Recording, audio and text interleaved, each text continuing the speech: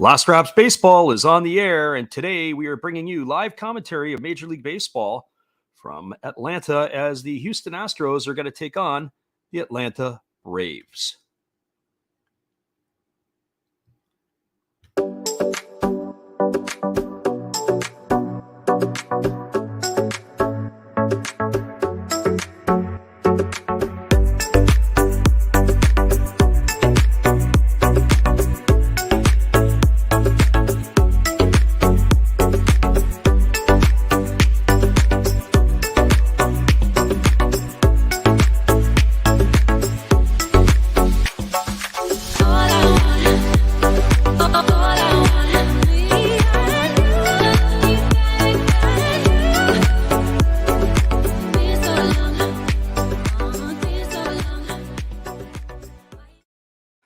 Good morning, good afternoon, and good evening, everyone. Wherever you're at in the world, welcome to Last Raps Baseball's live commentary on Major League Baseball.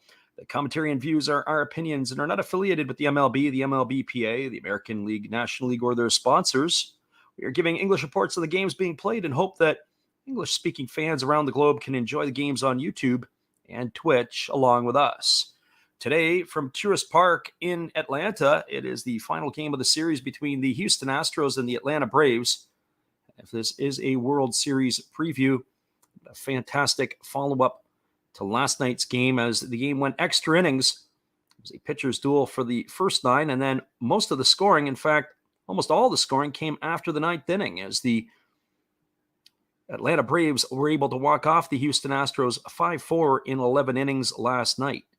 So we are going to be picking up the series here and giving you all the call. It's the second game in the row that the Braves have won against the Astros, and they are looking to turn the table here against them today. The Braves are sitting 3 back in the National League East of the New York Mets.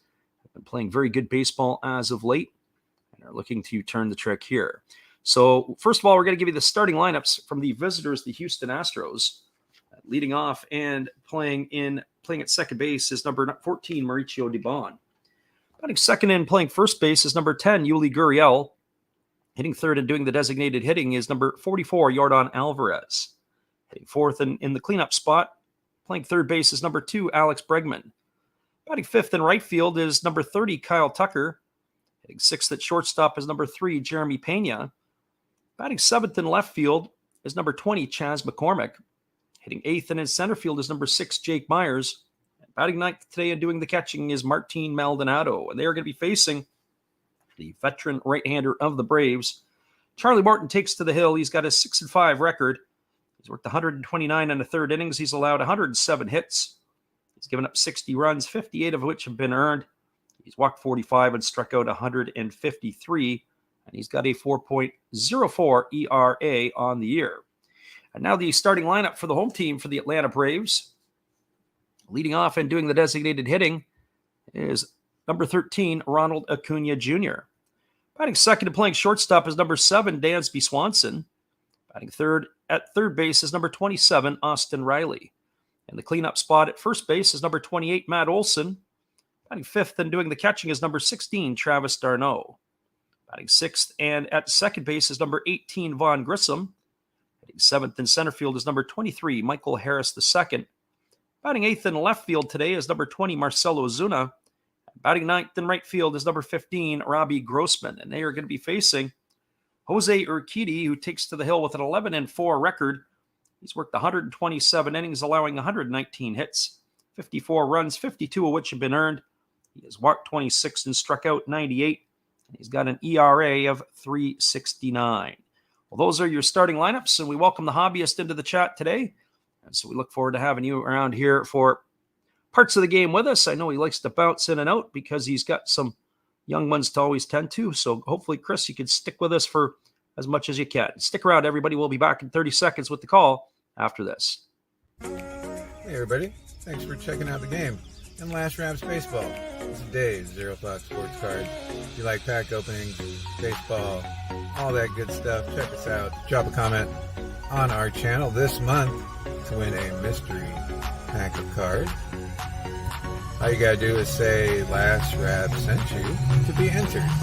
And we'll drop a video later on this month announcing the winner. Enjoy the game.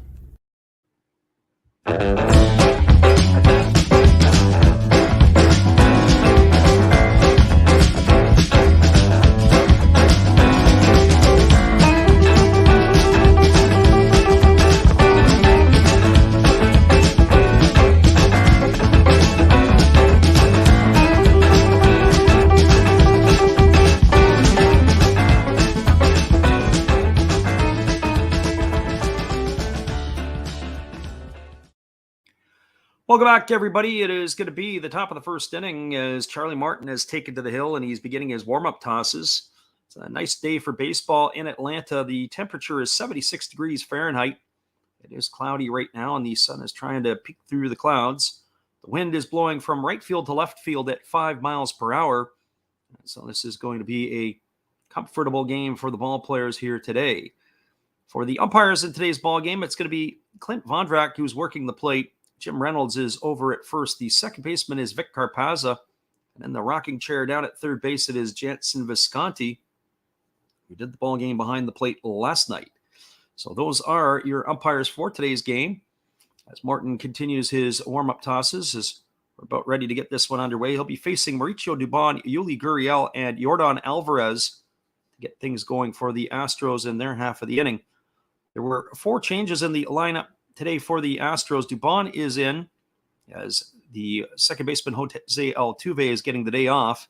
Yordan Alvarez is in the ball game today, as is Martin Maldonado. For the Braves, they've made switches as well, as it is going to be Travis d'Arnaud in getting the start today behind the plate. He came in and had the pinch hit to walk it off last night. And Marcelo Ozuna gets the nod in left field today.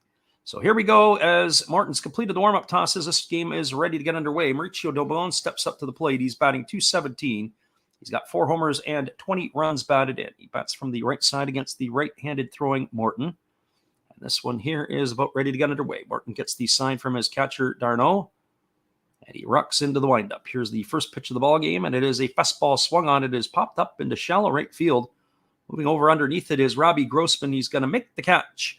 And that is going to retire Dubon. So 1 pitch and 1 away. It's a good start for the Atlanta Braves here in the top of the first inning. And that'll bring up the first baseman, Yuli Gurriel. Well, for Gurriel, he's batting .244 on the year. He's got 7 homers and 35 runs batted in. Our friend Arizona Cardinals asked the question, does Morton get 6 strikeouts? I think he does. I think he gets more than that in this one here. And here's the pitch. It is a fastball that misses down, and the count is 1-0. Morton on the year is a more than 1 per strikeout, 1 strikeout per inning pitcher. And certainly this is a team that likes to swing a lot and miss a lot, as the Astros in some cases. There's a fastball swung on and fouled away, and the count is 1-1. Certainly looking at the lineup that they have rolled out here tonight, whether it be Yordan Alvarez or some of the other hitters toward the bottom part of the order, Martin Maldonado. And here comes the pitch. It is a breaking ball that drops in for a called strike. The count now goes to 1-2. So 1 ball and 2 strikes to Gurriel. Yesterday in the ball game, Gurriel had a couple of strikeouts attached to his name. So 1 ball and 2 strikes as Morton is asking for a different baseball. As he makes the exchange, he doesn't want the one that he was given. So 1 ball and 2 strikes.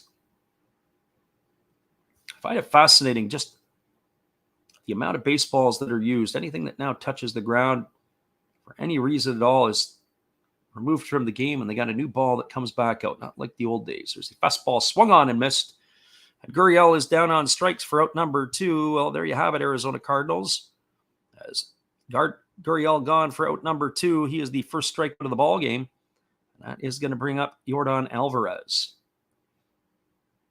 For Alvarez on the season, he's batting .295. He's got 31 homers and 77 runs batted in. The big left-handed hitting designated hitter gets himself settled in. And Charlie Martin is ready to go to work.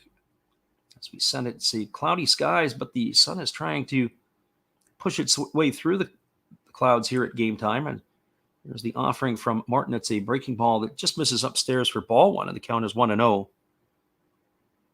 Last night's game, really well-pitched game between Christian Javier and Spencer Strider. It was a one ball game through 9 innings. Those two starters went 6 strong yesterday. There's a fastball that misses inside. The count is now 2-0, each surrendering a home run. And then the bullpens lost their way in the 10th and the 11th inning. All the runs after the 9th inning. 2 runs up to the 9th inning for both teams combined, and then the rest of the scoring after that. So 2 balls and no strikes to Alvarez. He's waiting here on the offering from Morton. He gets his sign from his catcher, Dardo. He rocks into the windup and delivers. It's a fastball that misses outside, and the count is now 3-0 to Alvarez.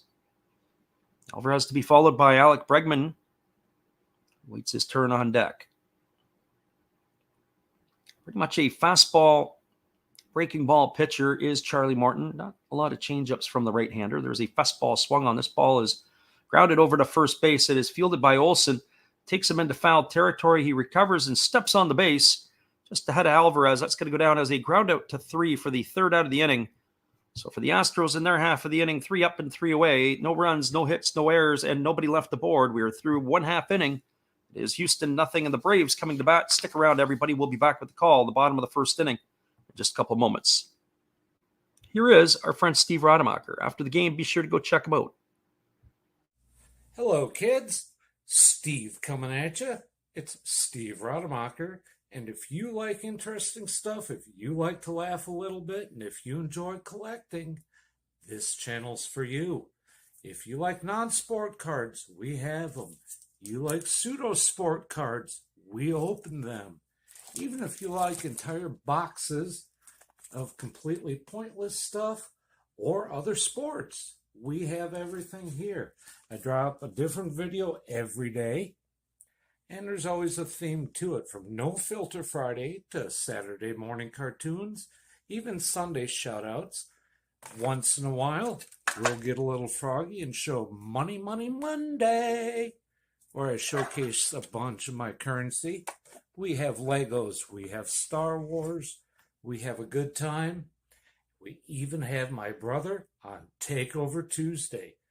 Be there or be square. Back to Freddy.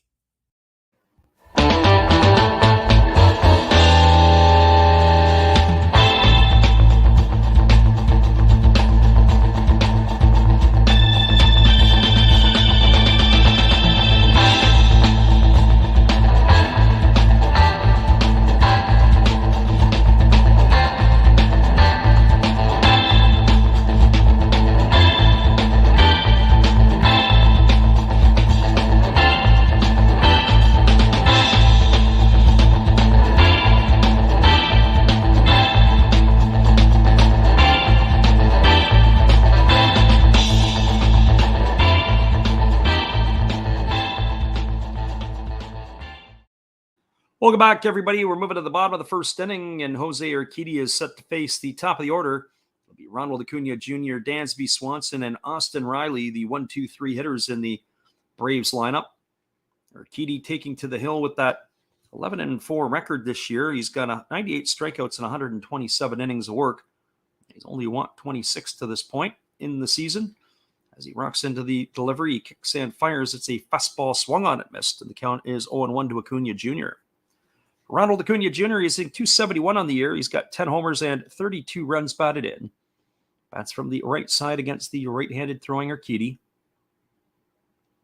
He checks the sign and he rocks into the delivery, and here's the pitch. It is a fastball swung on and fouled away. It's going to reach the seats over behind the first base dugout. And the count is now 0 balls and 2 strikes. Acuna gets the start as the designated hitter today. I watched him run a little bit yesterday in the ball game, and I thought at times he was running a little gingerly on his legs there, as there was a fastball that misses outside, and the count is now 1-2. Trying to catch a fly ball in foul territory, and looked like he'd pulled up a little bit there, and wondered if that had anything to do with his surgically repaired knee. As here comes the 1-2 pitch from Urquidy. As he rocks into the motion and delivers, it's a breaking ball swung on and fouled away. This time it's lined down the first base line. It's going to reach the seats. And the count remains at 1-2. So 1 ball and 2 strikes to Acuna Jr. It was walk-off fashion victory last night for the Braves.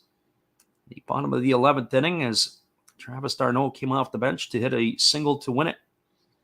As here's the pitch from Urquidy. It's a fastball swung on. It is lifted into shallow center field. Coming in on it is the center fielder Myers, and he's going to make the catch.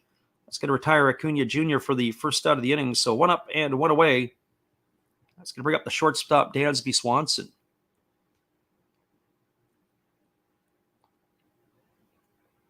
Well, for Swanson on the season, he's hitting .293. He's got 16 homers and 68 runs batted in. Having himself a very fine campaign. He's definitely on line for a 2020 season this year. One of the best of his career as he's waiting on the offering here from Urquidy, who delivers a fastball that swung on him. Missed. The count is 0-1. Defensively today for the Astros, from left to right, it's Chas McCormick in left. Jake Myers is in center. The right fielder is Kyle Tucker. Around the horn from first to third, it's as Urquidy delivers a fastball that misses upstairs for a ball, and the count is 1-1. First base, it's Yuli Gurriel. The second baseman's Mauricio Dubon. Jeremy Pena is at short, and the third baseman is Alec Bregman.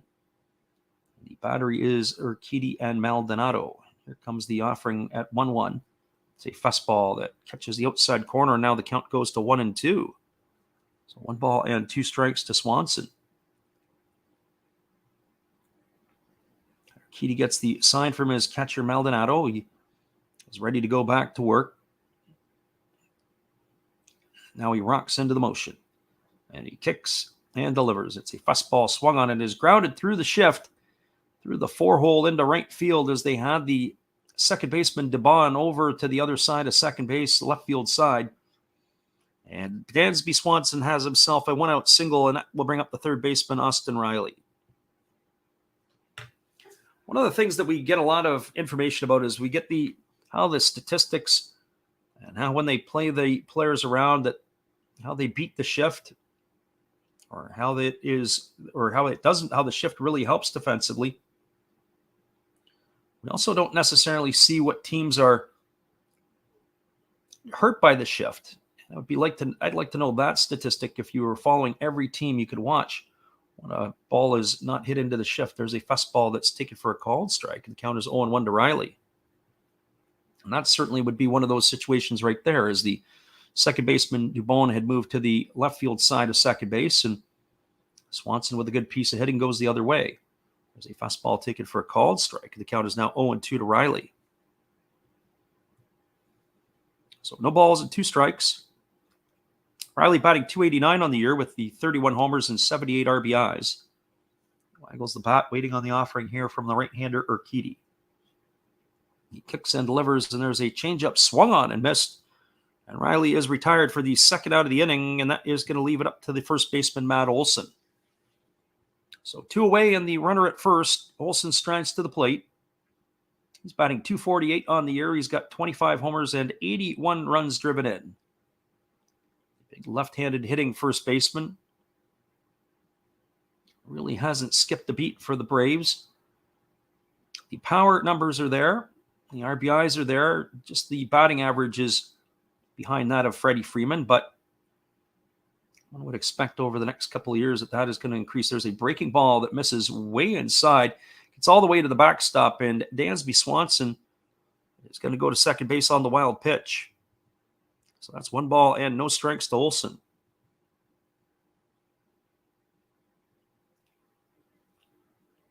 Right-hander Urquidy ready to go back at it here. He gets the sign from his catcher, Travis d'Arnaud.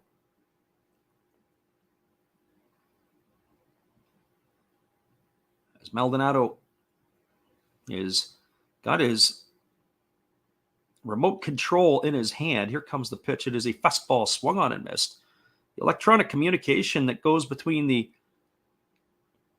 catcher and the pitcher just sort of magnetically sits onto the knee of the catcher, and whatever is going on with Maldonado, he just takes it in his hand and starts pushing the buttons, and then he puts it on his knee. That's a little different than we've seen most of the time. So here comes the 1-1 pitch. As Urquidy delivers, it is a fastball that misses upstairs, and the count is now 2-1. So 2 balls and 1 strike to Olson.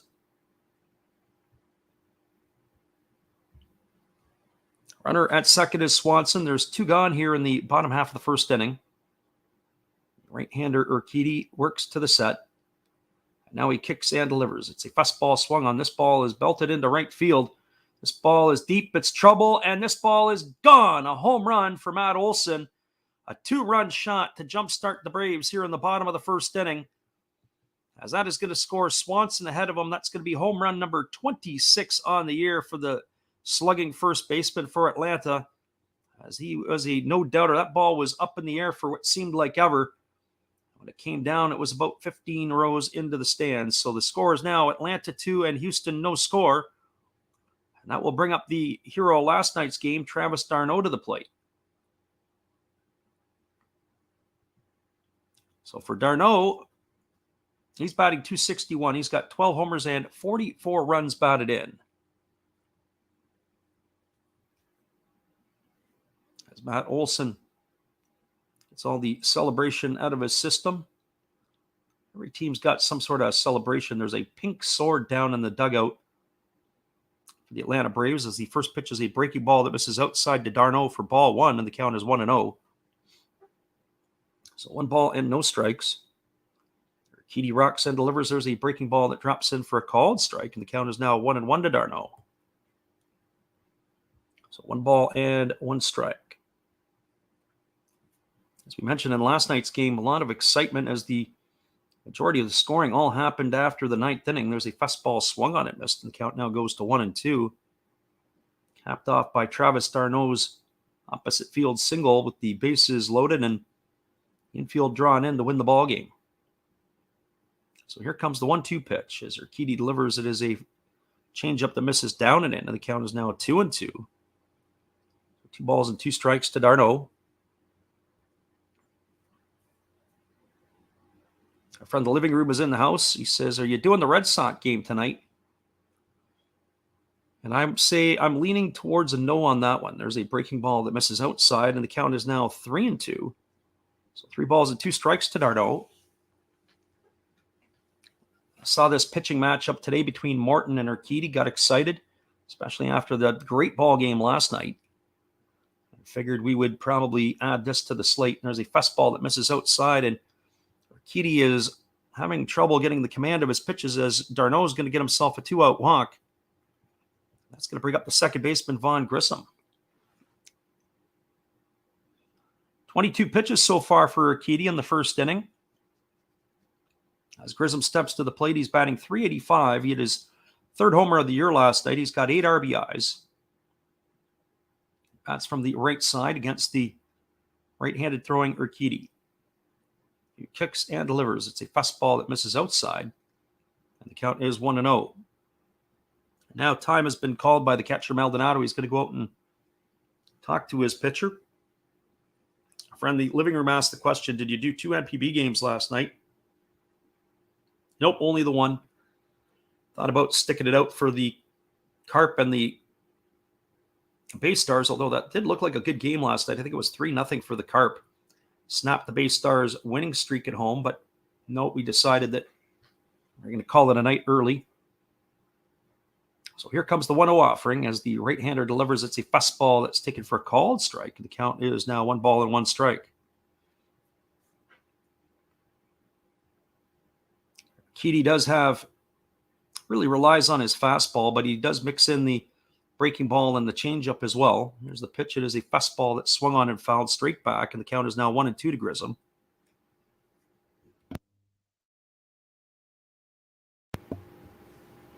Fighting some of those allergies in the morning here.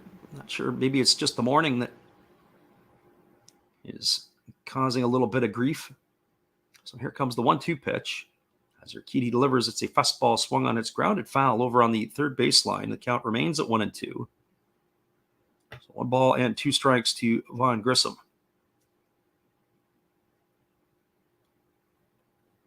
Grissom hitting from the right side against the right-hander Urquidy. He digs back in. He waggles the bat. And as Urquidy comes set, he kicks and fires. It is a fastball that just misses upstairs, and the count is 2-2. What Urquidy's going to come back with here, he changed the eye level of the hitter. Maybe he comes back with a breaking ball down and away to try to bury him. So 2 balls and 2 strikes. Keedy holds set. Now he kicks and delivers. It's a fastball that just misses up and away. No, it's a delayed call, third strike call. Oh boy, that was Clint Vondrak's going to hear a little bit about that from the Braves dugout. That is going to retire Grissom, called looking for strike 3, as he is done here for out number 3. And that is going to end the inning here for the Braves. 2 runs in the inning on 2 hits. It was the big home run by Matt Olson. There were no errors and 1 runner left the board. We are now through 1 complete. It is the Atlanta Braves 2, the Houston Astros, no score. Stick around, everybody. We'll be back in just a couple moments after this one. Here's our friend Steve. Be sure to check him out after the ball game. Hey guys, Steve Rodmacher here to let you know about a new feature on my channel, Wager Wednesdays. We shall go through several football games, talk about not the spreads, but who I think will win. I will give you my pick of the week, my upset of the week, and what game trips my trigger. Let's start with the season. The over-under for the Green Bay Packers, 11.5 wins. I'm going the under. Kansas City Chiefs over-under wins on the season is 10.5. I'm going the under. Neither one has a wide receiver to speak of left. And how about them Detroit Lions? Sorry, Freddie. The over-under 7. I'm going under and a half. Tune in every Wednesday. We'll go through all the games, and we'll tell you what I think. Thank you, and hey, have a great day. Appreciate it, Steve, and the support you give to our channel. Check out Steve Rodemacher after the game. We'll be back in just a few with the call of the top of the 2nd inning. Glad you guys can make it out today.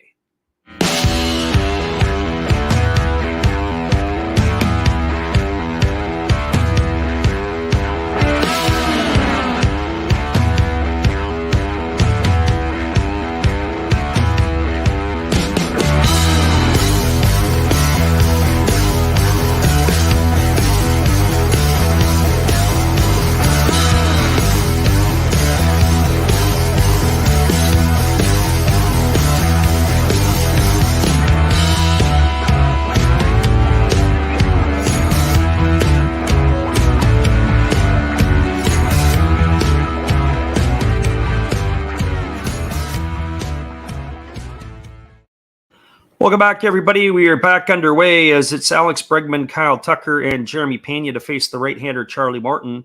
First pitch that was delivered to Bregman was a breaking ball that missed outside for ball 1. And here comes the 1-0 pitch. That is a fastball that misses down and away, and the count is now 2-0. So for Alex Bregman, he is batting .264 on the year. He's got 18 homers and 72 runs driven in. As Morton gets the sign from his catcher Darno, and he works into the windup. And he delivers a fastball that's taken for a called strike. The count is now 2-1. 2 balls and 1 strike to Bregman. Morton now pitching with that 2-0 lead, courtesy of the 2-run homer off the bat of Matt Olson. Morton gets the sign from Darno, and he's ready to go back at it. He rocks into the delivery, and here's the pitch. It is a breaking ball swung on. It is popped up in the infield. Drifting over underneath it is the second baseman, Vaughn Grissom. He's going to make the catch. That is going to retire Bregman for the first out of the inning. So 1 up and 1 away. That's going to bring up the right fielder, Kyle Tucker. Well, for Tucker, he's batting .258 on the year. He's got 22 homers and 81 runs driven in. Tucker is having himself a fine season this year. We're talking every stream we talk about the guys with no batting gloves, and he is in that club. As he goes down and grabs himself some dirt. He rubs up his hands, and he's ready to face Charlie Morton here with 1 gone in the 2nd inning. Morton gets the sign from his catcher. He rucks into the motion, and the pitch is a fastball that misses up and away for ball 1, and the count is 1-0. 4 in a row retired to start the ball game here by Charlie Morton. He had a 9-pitch first inning. Very economical in terms of his usage, and here comes the 1-0 offering, as it's a fastball swung on and fouled away, and the count is 1-1. But have a complaint about Morton is he's fallen behind each of the last 3 hitters. He's even the count here at 1-1. Be important for him to work ahead of the Houston hitters. Not have to fall behind on the count where he's got to feed him a diet of fastballs. So 1 ball and 1 strike to Tucker. as Morton holds at the belt. He rocks into the windup and he kicks and delivers. It is a breaking ball that misses down, and the count is now 2-1. So 2 balls and 1 strike to Tucker. Morton, one of the heroes of the Braves last year in the World Series. I think he threw, what was it, 6 or 8 pitches on a broken leg after he was hit with a comebacker. He just kept right on trucking through it. And here's the 2-1 pitch. As he kicks and delivers, it's a fastball swung on. It's ground softly over to second. Grisham fields it. He throws to first, and that is going to retire Kyle Tucker for the second out of the inning. It goes down in the books as a ground out, 4-3 for out number 2. That's going to leave it up to the shortstop, Jeremy Pena. Well, Pena last night was the only offense that the Astros had through the first 9 innings. He had a solo shot, as it was he and Von Grissom that hit solo shots in the first 9, and then all the scoring came after that. So he steps to the plate. He's batting .248. He's got 16 homers and 43 runs batted in. Defensively, he's probably an upgrade to Carlos Correa from last year, as Correa really did have some struggles with his range. There's a breaking ball swung on and missed, and the count is 0-1. Not that Correa can't make the plays. He just can't get there to make them always. He's just not as fleet of foot. So Pena has given them the upgrade that way defensively. But in some ways, he hasn't really missed a beat at the plate either. He's given them maybe some production that they've not really anticipated, as the breaking ball misses down and away. He's got the 16 homers and 43 RBIs. So he has not necessarily skipped the beat. There's a breaking ball that is swung on and missed, and the count is now 1-2. So 1 ball and 2 strikes to Pena. Charlie Morton takes a deep breath, and he gets the sign from Darno. He's ready to go back to work again. Works fairly efficiently and quickly out of the wind-up position. So here he goes. He kicks and he fires. There's a breaking ball that misses well into the left-handed batter's box, and the count now is even at 2-2. So 2 balls and 2 strikes. 21 pitches so far in the ball game for Morton, but he's labored a little bit here, locating in this inning. Here comes the pitch. It is a breaking ball, waved at and missed. And that is going to do it, as he does retire the side in order. 1, 2, 3. There were no runs, no hits, no errors, and nobody left the board. We're now through 1.5. In Atlanta, it is the Astros nothing. The Braves have 2, and they are coming to bat here in the bottom of the second inning. Hang tight, everybody. We'll be right back in just a couple moments. Appreciate you all for being here with us, as here is our friend Steve Rademacher once again. Hello, guys. Thank you for joining Freddie here on his baseball game. And I'm Steve Rademacher, and my channel is really all about everybody, including all my international friends. We have such stuff as non-sport packs from Canada, the OP Cheese. We have the Greek Freak. We have money from around the world. We have lira. We have yen. We have francs. We have pounds. We have Deutschmarks. We have all kinds of cool stuff like that. We even have some cooler things like Japanese women wrestlers and OPC baseball cards where I cannot read the back. We even have unopened material like the royal family, I know it's backwards, from London, England. Thank you for watching. Back to Freddie.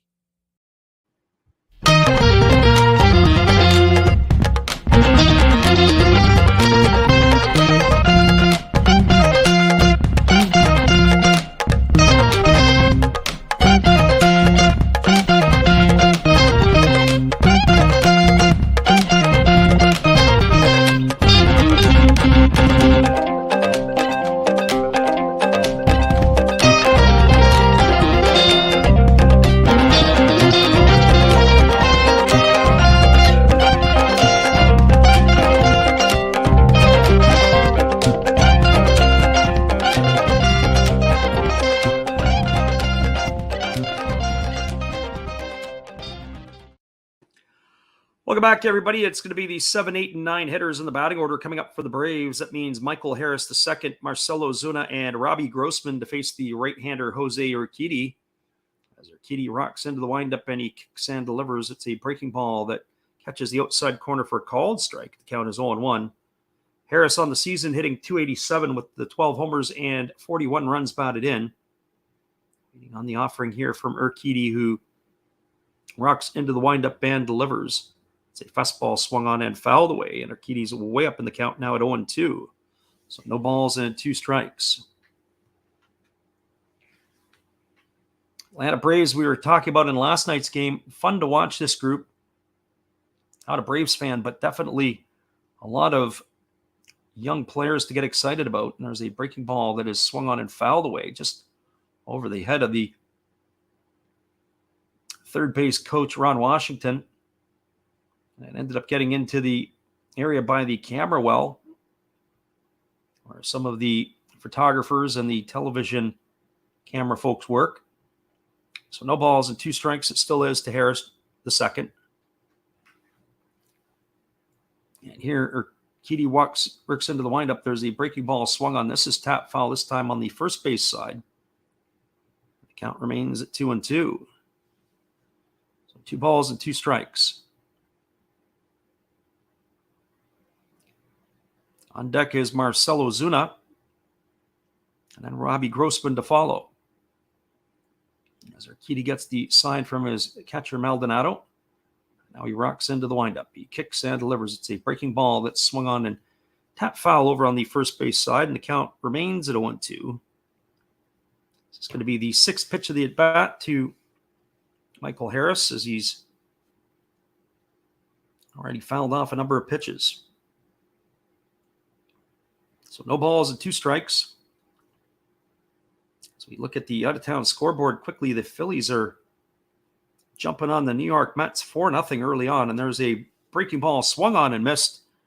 Harris is down on strikes for the first out of the inning, so 1 up and 1 away, and that's going to bring up the left fielder Marcell Ozuna. We will do some scoreboard watching, as it is that time of the year. That is the sport that a lot of people like second to baseball, and that is keeping an eye on the scoreboards. We will continue to do that today. Braves are looking to complete the sweep of the Astros in this one.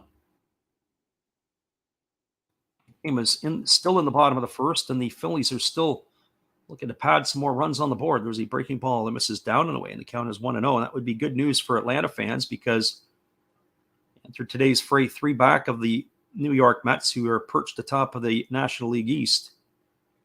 Here's the pitch from Urquidy. It's a breaking ball waved at and missed, and now the count goes to 1-1. An eventful week for Marcell Ozuna, as he got himself in trouble with the laws. He had a DUI slapped on him. And so here comes the 1-1 pitch. As Urquidy delivers, it's a breaking ball swung on and missed, and the count now goes to 1-2. So 1 ball and 2 strikes. You think with all the money that some of these players make that you can get yourself an Uber, call yourself a cab, or get yourself a limo. Here comes the offering now from Urquidy, who delivers. It's a breaking ball that misses outside, and the count now is 2-2. So 2 balls and 2 strikes.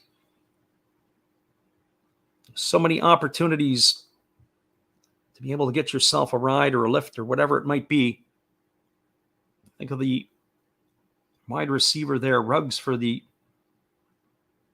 Raiders, or Las Vegas Raiders. There's a breaking ball swung on and missed, and Ozuna's gone for out number 2. So 2 up and 2 away, and that's going to bring up the right fielder, Robbie Grossman. It's just the decision, making the right choices, making the right decisions. And even sometimes when you make the right decisions, it doesn't always work out for you, but at least you put yourself in a position to have those things. I think of the Detroit Red Wings back after they won their first Stanley Cup in the 90s. They were all doing the right thing. They took a limousine, and there was an accident, and one of their star defensemen, Vladimir Konstantinov, ended up paralyzed. And so they did everything they were supposed to do. And there's a fly ball lifted into center field. Racing in on it is the center fielder, Myers. He makes the catch. And that is going to do it here for the Braves in their half of the second inning. Well, they go quietly in their half. There was no runs, no hits, no errors. Nobody left the board after 2 complete. It is the Atlanta Braves 2, the Houston Astros, no score. Stick around, everybody. We'll be back in just a couple moments with the call after this. appreciate y'all for bouncing in here today, and we're happy that you're here to join us. Here's our friend Matt Hollis. Well, you've got to have an ace in the hole, a little secret that nobody knows. Life is a gamble, a game we all play, but you've got to save something for a rainy day. You've got to learn to play your cards right if you expect to win in life. Don't put it all on the line for just one roll. You've got to have an ace in the hole. Yeah.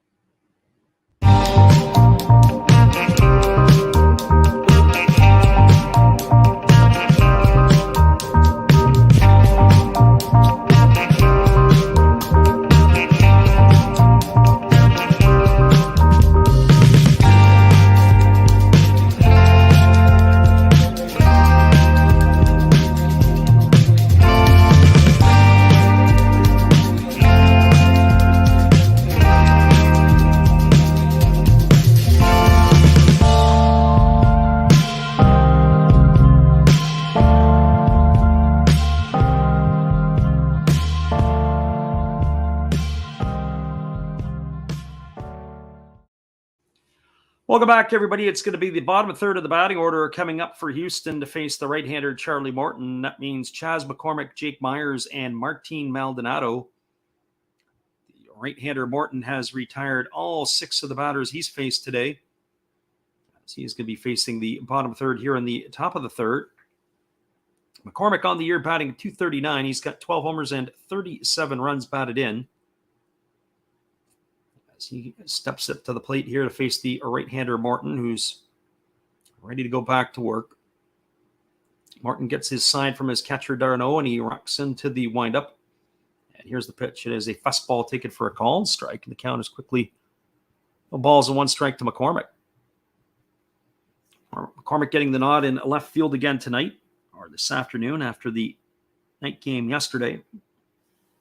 And here comes the offering from Morton. It's a breaking ball that misses down and away, and the count is now 1-1.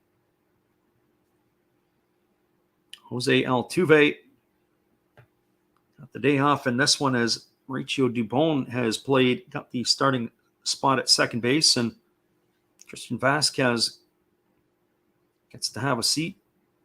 Martin Maldonado returns to the lineup. There's a breaking ball swung on and grounded foul over on the third base side. The count is now 1-2. So 1 ball and 2 strikes.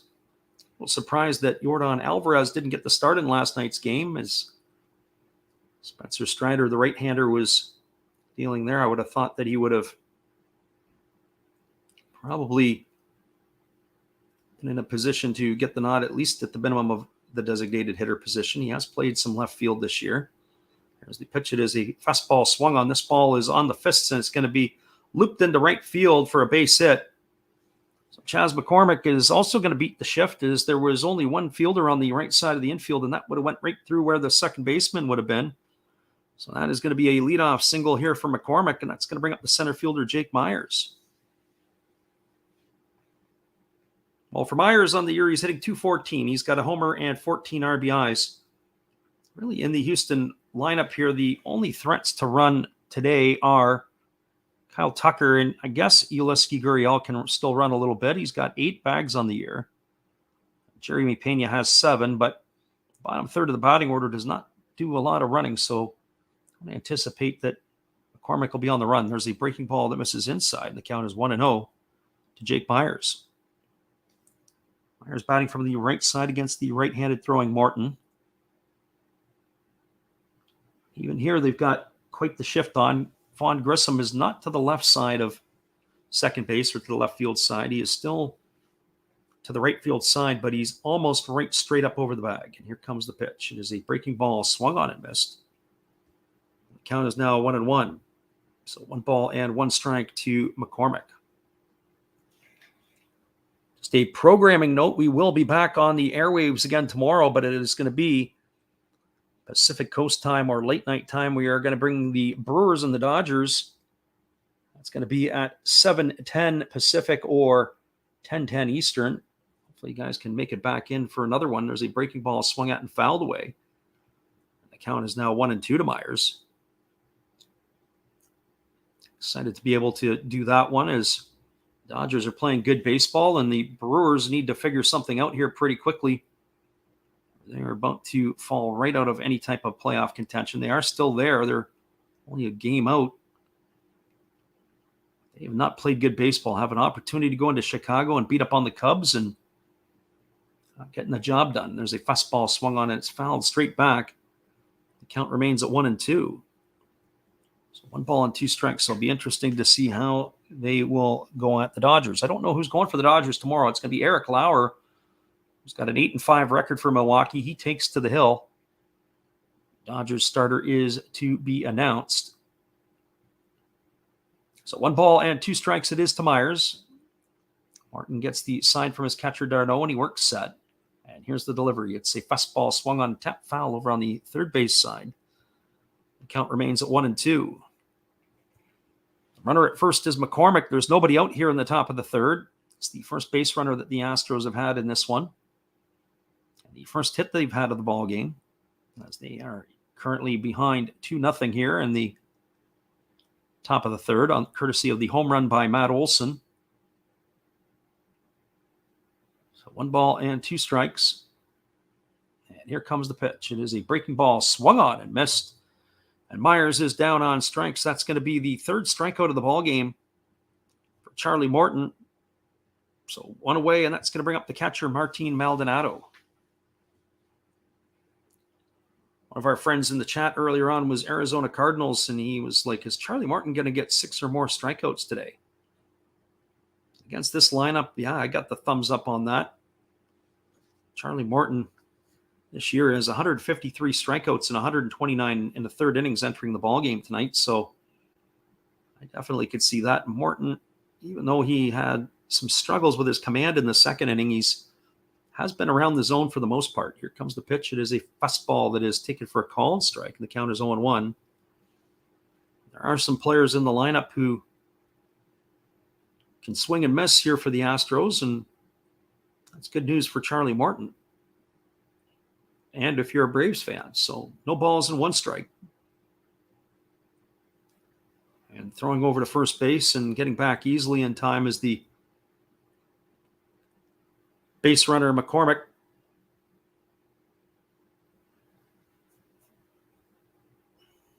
So the right-hander, Morton comes set. Now he kicks and delivers. There's a fastball swung on and fouled away. And the count is now 0-2 to Martin Maldonado. So no balls and 2 strikes.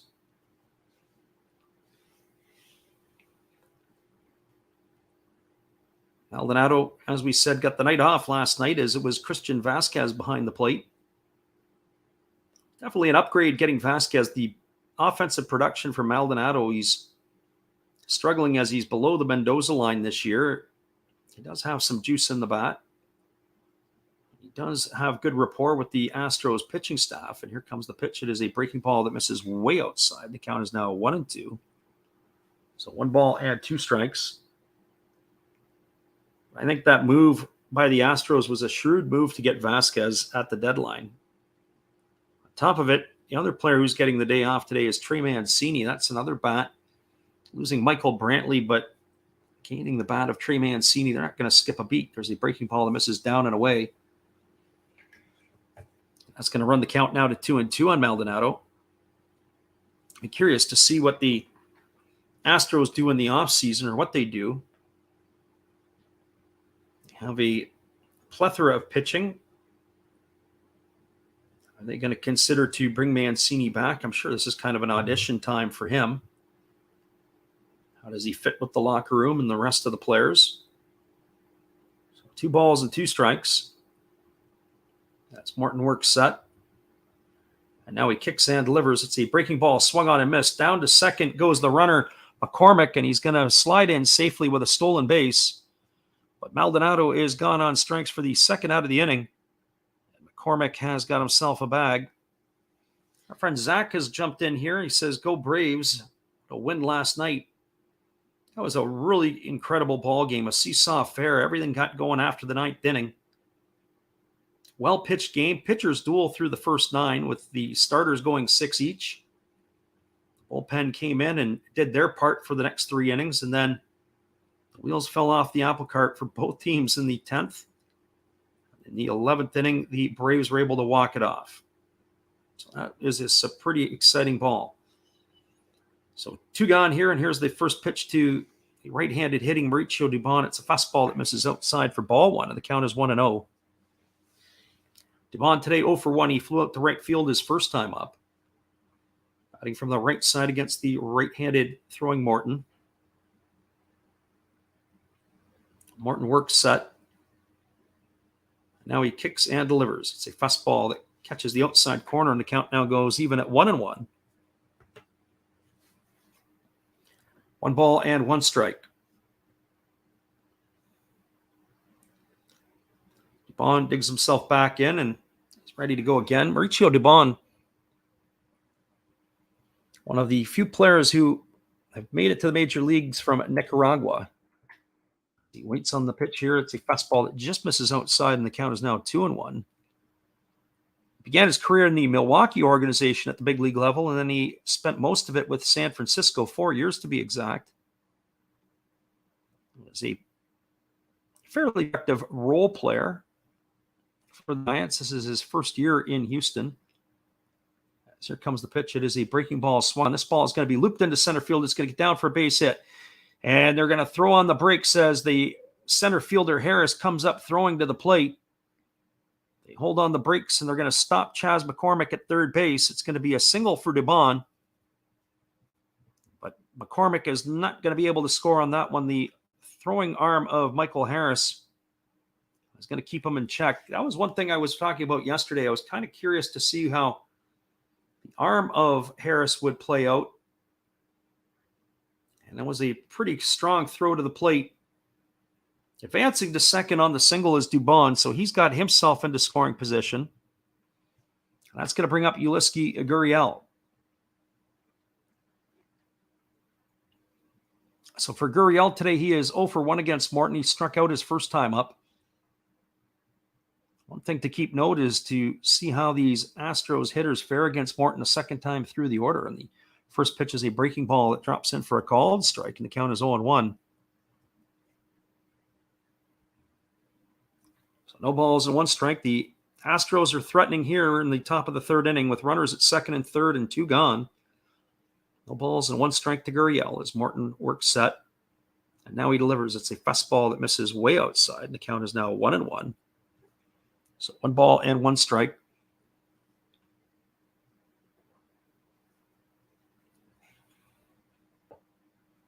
Gurriel waggles the bat. Waiting here on the offering from the right-hander Morton, who checks his sign from his catcher Darno, and now he comes set. He kicks and fires. It's a fastball that misses down. The count is now 2-1. Let's kind of pick your poison here. If you load the bases, you've got the big slugger Yordan Alvarez waiting on deck. So either way, a big at bat. I would think Morton wants to get Gurriel here to finish the inning, because then that way he can start Alvarez off with nobody on. So 2 balls and 1 strike. The 2021 American League batting champion not having the year that he did last year. He is a professional hitter as Gurriel. He knows how to swing the bat. And as he steps out again, waiting on Charlie Morton, he digs back in, and now he's ready to go. As Morton comes set, and now he kicks and delivers. It's a fastball that misses down and away, and the count is now 3-1 to Gurriel. So 3 balls and 1 strike. You know, Gurriel's going to get a good pitch to hit here. He doesn't want to walk him to load the bases to face Yordan Alvarez. If Alvarez comes to the plate, then the seesaw game could continue here, as right now it is seed in the direction of the Braves. And here comes the pitch. It is a breaking ball that misses down, and that's going to be ball 4. Gurriel's going to get himself a walk to load the bases. So Gurriel is the runner at first. Dubon is at second, and the runner at third is McCormick, and that brings Yordan Alvarez to the plate. For Alvarez today, he is 0 for 1. He grounded out to the first baseman his first time up, but he is batting .294 on the year with those 31 homers and 77 RBIs. He's having himself a great season. He's got the chance to be able to get to the 100 RBI mark. He'd have to get it going a little bit here in the last 6 weeks of the season to maybe have a chance to get to 40 homers. I don't know. He'd have to get hot for a little bit. So he bats here with the bases loaded. As Charlie Morton is ready to deliver here. And the first pitch to Alvarez is a fastball swung on. This ball is lined into left center field for a base hit. It's going to score a run. It's going to get a pair of runs in, as the Astros have now tied the ball game on the single by Alvarez as he drives home. Chas McCormick with the first run and Mauricio Dubon of the second run of the inning. And that is going to tie the ball game here at 2 apiece. You could just see the way things were going there, that Charlie Morton was in a position that he didn't want that to happen. And stopping at second base is Gurriel. So now that puts runners at first and second, and it's going to bring up the third baseman, Alec Bregman. As well, it's going to bring the pitching coach out to have a few words with Charlie Morton. So for the most part, Morton had cruised along through the first 2 innings. He was able to retire the Astros hitters in order, 6 straight. The problem was that in the third inning here, he started to lose some command of his pitches, which was a bit of the problem in the last half inning. The second inning, he threw 13 pitches. He threw 6 balls and 7 strikes. And now the Astros have made him pay. His command has eluded him a little bit here in the inning as well. Here comes the first offering to Alec Bregman. It's a breaking ball swung on and tap foul over on the third base side. The count is quickly 0-1. So no balls and 1 strike to Bregman.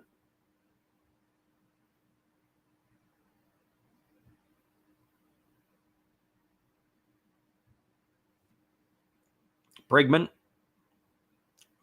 0 for 1 today as he popped out to the second baseman his first time up. Waiting on the offering here from the right-hander Morton. Gets his sign from his catcher Darno, and he comes set. Boy, the electronic devices are always a little bit slow. There's a fastball that misses down, and the count is now 1-1 to Bregman. Check that. We got 1 ball and 1. I've got it at 1 ball and 1 strike, and the scoreboard had it at 0-2. So we are right, and the scoreboard was wrong because now they made the adjustment. So 1 ball and 1 strike. Morton works set. And now he kicks and he delivers. It is a fastball swung on and fouled away. It's going to reach the seats over on the first base side. So 1 ball and 2 strikes to Bregman. Bregman in last night's game, he was drilled by a pitch. He wasn't particularly enthused about that. That was in the 9th inning. In the 11th inning, he was the ghost runner and came around to score the run that put the Astros ahead in the top of the 11th. Here's the pitch from Morton. It's a fastball that backs Bregman off the plate, and the count now goes to 2-2. So 2 balls and 2 strikes. Kyle Tucker is waiting his turn on deck. Right-hander Morton, first real jam of the evening, or the afternoon, I should say. The Braves faithful are in song. There's a fastball swung on. This ball is lifted into deep left field, drifting back onto the warning track as Marcelo Zuna, he makes the catch in front of the 335 number just in front of the foul pole. That is going to do it here for the Astros in their half of the inning. Well, the Astros do the damage. Get back into this one. There was 2 runs in the inning on 3 hits. There was no errors, and there were 2 runners left aboard. We are now through 2.5 in Atlanta. It is the Astros 2 and the Braves 2. Stick around, everybody. We'll be back just a couple moments after this with all the calls at the bottom of the 3rd inning. Glad you guys could make it out here with us today.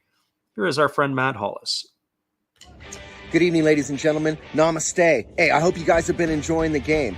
My name is Hollis. I've got a YouTube channel called Another Hollis Build. I love baseball cards. I open up brand new product for you guys. I open up old stuff. I do breaks. I do auctions. All kinds of stuff concerning baseball. I'm Friars faithful, Padres to the end. I also love Garbage Pail Kids and my animals. I have a ton of animals. It's like a mini petting zoo here around my house.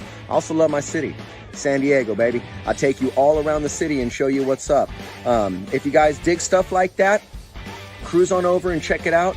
It's Another Hollis Build. If you dig it, subscribe. I'd really appreciate to have more follow me along on the journey. Hey, either way, you guys have a wonderful day or a beautiful, beautiful evening. No matter which one it is, make sure that you make it great, my friends. Big up Last Raps Baseball. Yeah, Freddie, let's go. One love and peace. Yeah, man.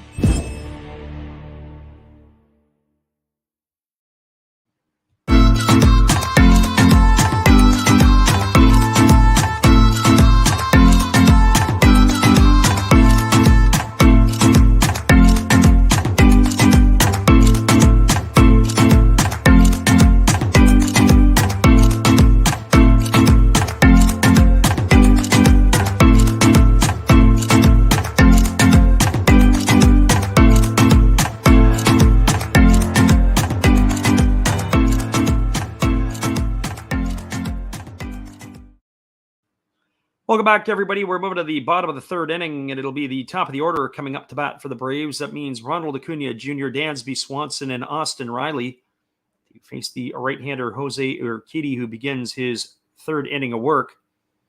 And here comes the first offering to Acuna Jr., and it's a breaking ball swung on it, is lined into left center field for a base hit. And Acuna Jr. is aboard with a leadoff single here to start the third inning. So 1 on and nobody out. That's going to bring up the shortstop, Dansby Swanson. For Swanson today, he is 1 for 1. He singled and scored a run his first time up. He had the benefit of a base hit through the vacated 4-hole as they had taken the second baseman and moved him to the left side of second base. So Swanson 1 for 1 today. Waiting on the offering here from the right-handed throwing Urquidy, and they throw over to first base, and getting back easily is the base runner Acuna. Acuna, 25 stolen bases on the year. There's a threat to run. So we'll have to keep our eye here as Urquidy ready to deliver. As he works set, he kicks and he fires. It is a breaking ball that misses down and away, and the count is now 1-0. So 1 ball and no strikes to Swanson. Swanson's raised his average up to 294 on the year with that knock in the first inning. Waiting here on the offering from Urquidy, who delivers. It's a fastball swung on and missed. The count now goes even to 1-1. So 1 ball and 1 strike.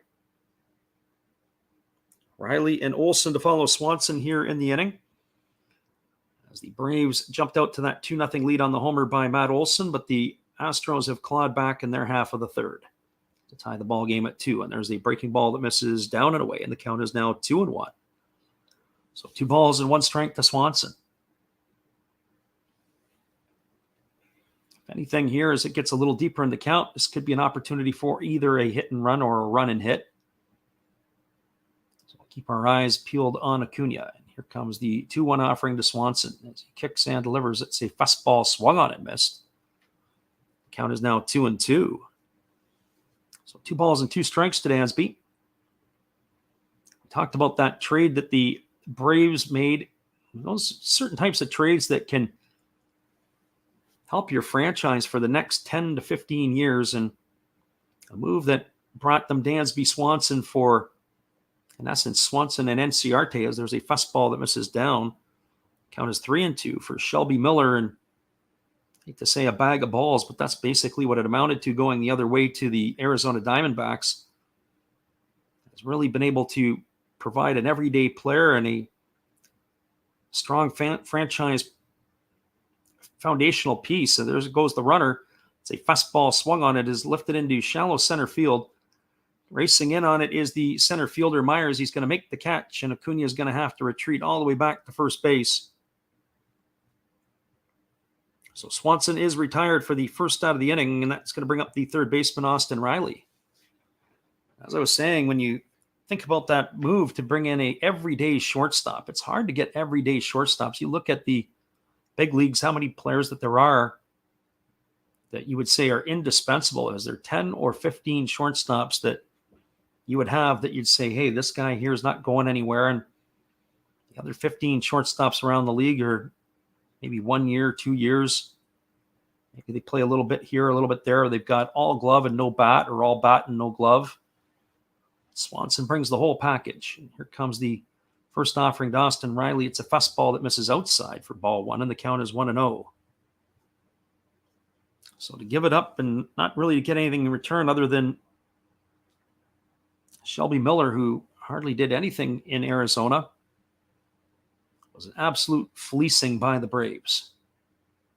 Here comes the 1-0 pitch. And it is a fastball that catches the outside corner, and the count is now 1-1. And those are the type of moves that get general managers fired. Of course, they did have a organizational regime change in Arizona shortly after that. The Diamondbacks were one of the teams that was slow to adapt to the analytics. They didn't even have an analytic department. The Diamondbacks and the Tigers, notoriously two teams that were on the back end of the analytics. It's one thing not believing in the analytics, but the other thing is having an understanding of how other teams will value your players. So when you go to the table and you have to make a trade, how do the Tampa Bay Rays value your guys? Because they're an analytic team. There's a fastball swung on and fouled away. The count is 1-2. How do teams like the Oakland A's value your players? They're trying to maximum for the minimum. Well, as a trader going the other way, you want to do the same. So 1 ball and 2 strikes to Riley. So that cost jobs. And of course, what you just saw recently here in Detroit with Alex Avila losing his job, he was another one. A lot of the trades that the Tigers made did not benefit the Tigers long term. There's a fastball that swung on and fouled away, and the count is 1-2. Think of the trade of Justin Verlander, what the Tigers got in return. Franklin Perez, who was a top prospect in the Houston organization, I don't think he got higher than Double A in Detroit. And then Jake Rogers, the catcher, Tommy John, he missed the entire year this year. Daz Cameron has been, I guess, at best a 4A player. So the Astros get a Hall of Famer, and the Tigers get a lot of dust. So fastball misses upstairs, and the count is 2-2. So 2 balls and 2 strikes. Another trade that you could have said Seward Alex Avila was the JD Martinez trade. He traded him to the Diamondbacks and got very little in return for that. So as the Tigers blew up their team, we're not able to get any type of prospects in return. Here comes the pitch. It's a fastball swung on and fouled away. The count is now 2-2, or at least any type of impact prospects. On the flip side of the coin, when you look at the trade that the Cleveland Guardians made when they sent Mike Clevenger over to the San Diego Padres, they've got 4 players that are making impacts in their lineup right now. Josh Naylor, the head of the class. Owen Miller, another one. So here comes the 2-2 pitch. It's a fastball swung on, and this is lifted into deep right field. Drifting back onto the warning track and making the catch is Kyle Tucker. That is going to retire Austin Riley for the second out of the inning, and that will leave it all up to the first baseman, Matt Olson. Well, for Olson tonight, he is 1 for 1. He homered his first time up. It was the 2-run variety, knocking in Dansby Swanson. He sent that one into the seats. So he steps up here against Jose Urquidy, ready to go to work again. 2-2 is the scoreline here. We're in the bottom half of the 3rd inning. Acuna establishes his lead over at first, and they throw over this time to first, and he gets back in time. Still a little surprised that I haven't tried to move Acuna into scoring position. Olson raised his season average up to 249 with that homer back in the first inning. Here's the pitch from Urquidy. It's a breaking ball that misses inside, and the count is 1-0 as Olson has to skip rope to get out of the way. So 1 ball and no strikes. Just as the reminder, we'll be back on it the airwaves again tomorrow for the Brewers and the Dodgers. From Los Angeles at 7:10. There goes Acuna down to second. Here's the throw down. And it is going to be not in time, but Acuna has slid off the bag. They've applied the tag, and that is going to retire Acuna. That will be down as he caught stealing. He is gone. It's going to be 2-6 to retire him, and he is out for the third out of the inning. Well, the Braves in their half of the inning, they got no runs. They had a hit, no errors, and nobody left the board. We're now through 3 complete in Atlanta. It is the Braves 2 and the Astros 2. Stick around, everybody. We'll be back in just a couple moments with the call right after this. Here's our friend, Steve Rademacher, once again. Be sure to check him out after the game. Hey guys, Steve Rademacher here to let you know about a new feature on my channel, Wager Wednesdays. We shall go through several football games, talk about not the spreads, but who I think will win. I will give you my pick of the week, my upset of the week, and what game trips my trigger. Let's start with the season. The over-under for the Green Bay Packers, 11.5 wins. I'm going the under. Kansas City Chiefs over-under wins on the season is 10.5. I'm going the under. Neither one has a wide receiver to speak of left. And how about them Detroit Lions? Sorry, Freddie. The over-under 7. I'm going under and a half. Tune in every Wednesday. We'll go through all the games, and we'll tell you what I think. Thank you, and hey, have a great day. Appreciate you, Steve, and the support of the channel you give us. We support Steve Rademacher. Be sure to check out his feature on Wager Wednesday. That's going to start just before the NFL season. Hang tight, everybody. We'll be back in just a moment.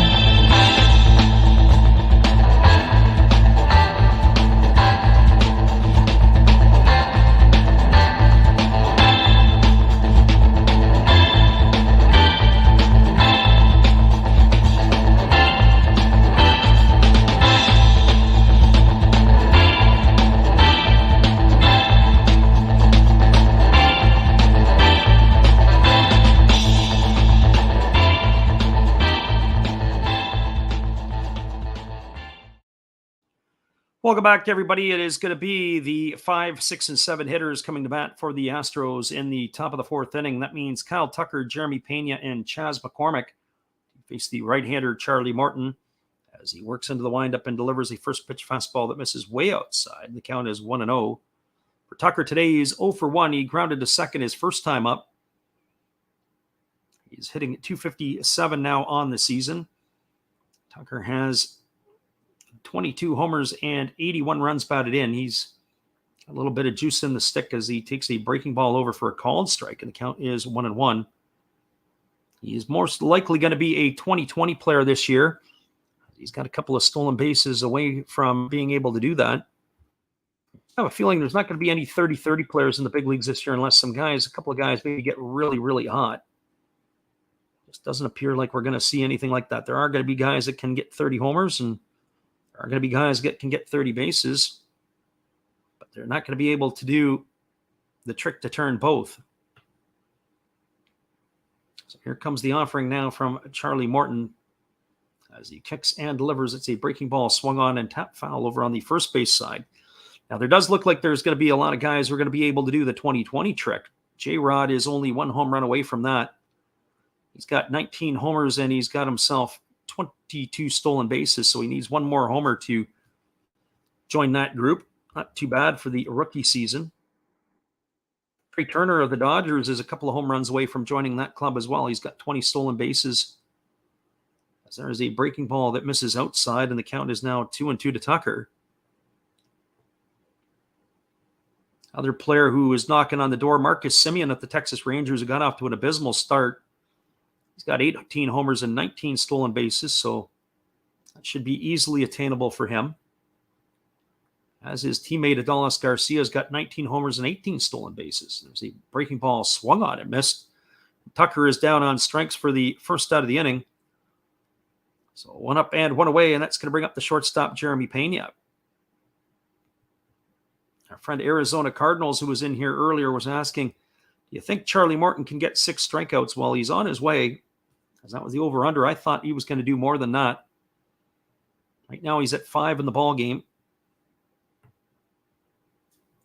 And one would have to think he's probably going to eclipse that as long as he can get into the 5th and the 6th innings. And I think his pitch count is reasonable enough here.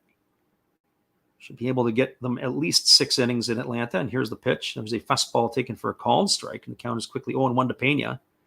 Pena was one of the strikeout victims for Morton his first time up. He went down swinging in the 2nd inning. And the 2nd, here comes the 0-1 pitch. There is a changeup swung on and missed, and the count is now 0-2. Other players who have that chance to get to the 2020, as we mentioned, Kyle Tucker, who had 22 homers and 18 stolen bases, I would think he's going to have a shot. Of course, Dansby Swanson, we feel he'll have a shot as well. So here's the 0-2 offering. It's a fastball that misses way outside, and the count is 1-2. Other guys that would have to get it to get hot, I would say Michael Harris, the 2nd for the Braves, and he started the year with the big club. He would have been another one of those guys in the conversation. He's got 12 homers and 15 stolen bases. The breaking ball misses down and away, and the count is 2-2 to Pena. Other guys that maybe have a chance would be Andreas Jimenez. He has to get both the stolen bases and the home runs up in that department. But outside of that, I don't see anybody else. Last year, Cedric Mullins was the 30-30 guy, as there's a breaking ball, waved at and missed. And Pena is down on strikes for the 2nd out of the inning. So there you have it, Charlie Morton to this point. Now he's got 6 strikeouts in the books, and that is going to bring up the left fielder, Chas McCormick. Cedric Mullins has only 11 homers this year, and he's got 25 stolen bases. He was the 30-30 guy last year for the Orioles, but his home run power has dropped off this year. Our friend DW said he won big off of the Hawks, and he was going to bet the Braves, but he lost all his money on esports. I can't tell you much about the esports, that's for sure. Here comes the first offering from Morton, as he delivers a breaking ball that catches the outside corner for a called strike. The count is 0-1 to Chas McCormick. Our friend Arizona Cardinals still back in the house. Yep. That was pretty easy, I would say, for Charlie Morton here. He's got his 6 in the books. There's probably more on the table. There's a fastball that misses down and away, and the count is now 1-1. If he ends up going 6 innings, he can kind of bank on probably 8 being in the books for him.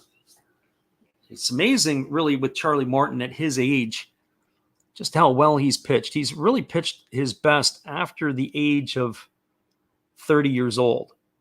His best, in fact, I would take it one step further and say after the age of 33 is his best. He's currently 38 years old. He'll be 39 after the season. There's a fastball that misses upstairs. The count is now 2 balls and 1 strike to McCormick. He's a 2-time All-Star and a 2-time World Series winner. They said his best years, he had 2 really good years with Houston. He was 29-10 against the Astros, or for the Astros. And then he went to Tampa for a couple of years, and he was 18-8 over there. And since joining the Atlanta Braves, he hasn't skipped a beat. There's a fastball that misses upstairs. The count now is 3-1 to McCormick. Charlie Morton, he was born in New Jersey, went to high school in Connecticut. Getting a chance to pitch. There was talk at one point that he was thinking about hanging it up. And it was just like his career was just starting to get going. There's a fastball swung on and fouled away. It's going to reach the seats over the first base dugout. The count's now 3-2 to McCormick. McCormick has a hit tonight, or this afternoon. He's 1 for 1. He's raised his average up to 242. He also stole a base his first time up and scored the first run of the ball game for the Astros. So here comes the 3-2 pitch from Morton. He kicks and delivers. It's a fastball that misses inside, almost hits McCormick. He's going to be aboard for the second time. A base on balls, that's going to bring up the center fielder, Jake Myers.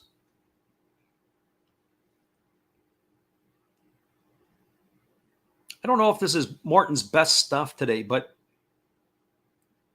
he's got electric stuff when he's on his day, and he's really battling today, having a battle. He's to now 68 pitches here in the top of the fourth. I'd be curious to see if he's going to make it through 6. I think he'll get through 5. I don't know if he's going to get through the 6th inning or not. Just having to waste too many pitches in certain situations. And here comes the first offering. It's a breaking ball that catches the outside corner for a called strike, and the count is 0-1 to Myers. Myers 0 for 1 today. He struck out his first time up. Batting from the right side against the right-handed throwing Morton. He takes his breath and sets himself in the batter's box. Morton gets the sign from his catcher, and now he works set. Now he kicks and delivers. It's a breaking ball swung on. It's just tapped foul by home plate. Going to run the count to 0-2 on Myers. So no balls and 2 strikes. Our friend AZ Cardinal says, Usman cost me so much money last night.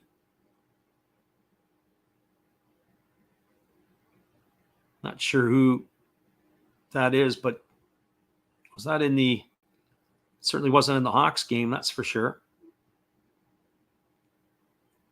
Well, that was probably the UFC battle. So no balls and 2 strikes as Jake Myers is waiting on the offering here from Morton. The runner at first is Chas McCormick. There are 2 gone, and they throw over to first base, and diving back in time is the base runner. He's slowly able to get back to his feet.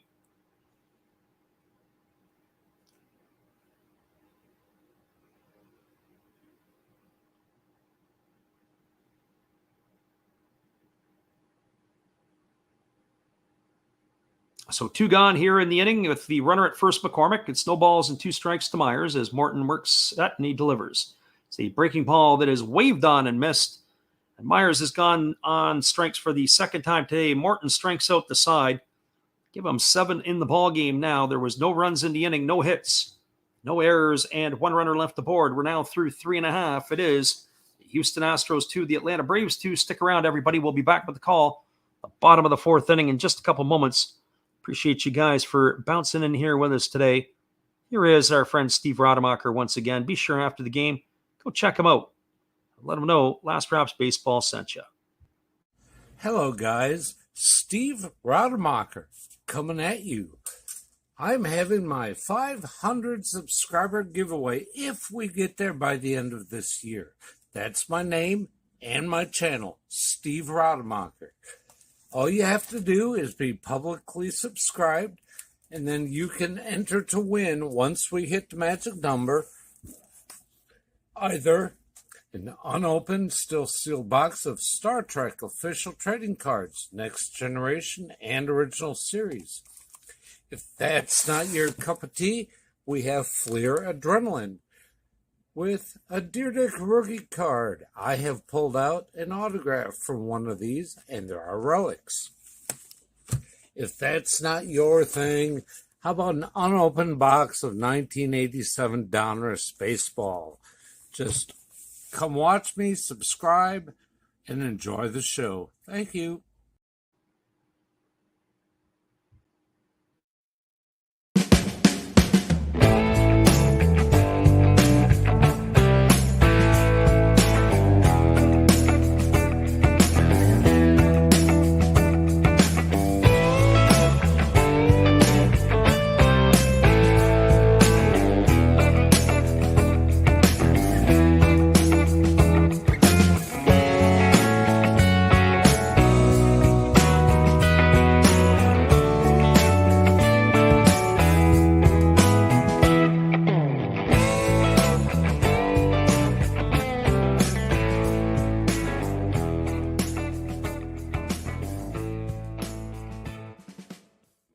Welcome back, everybody. It is going to be the heart of the Atlanta batting order coming up to bat to face Jose Urquidy here in the 4th inning. That means Matt Olson, Travis d'Arnaud, and Vaughn Grisham, the 4, 5, and 6 hitters.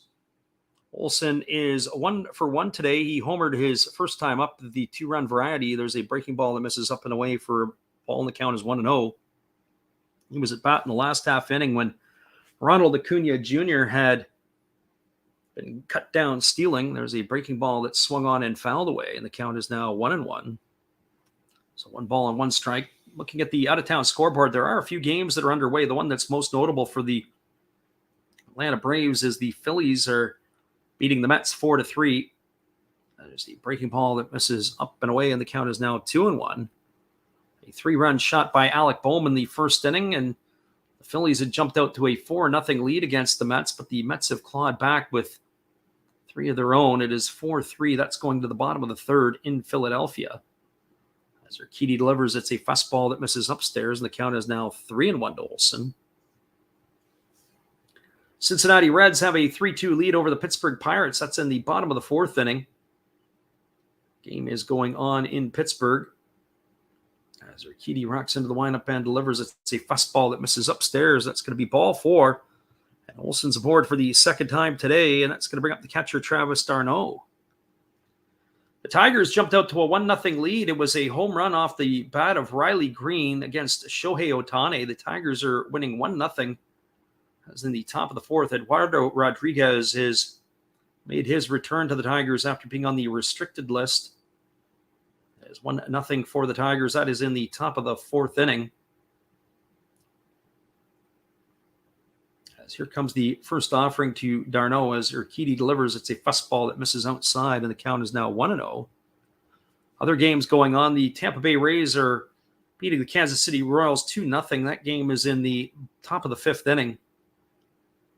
The other one is the Yankees have a 2-1 lead against the Blue Jays. That's in the top of the 4th. That game's going on in the Bronx. And here comes the pitch. It is a breaking ball swung on. It is grounded up the middle.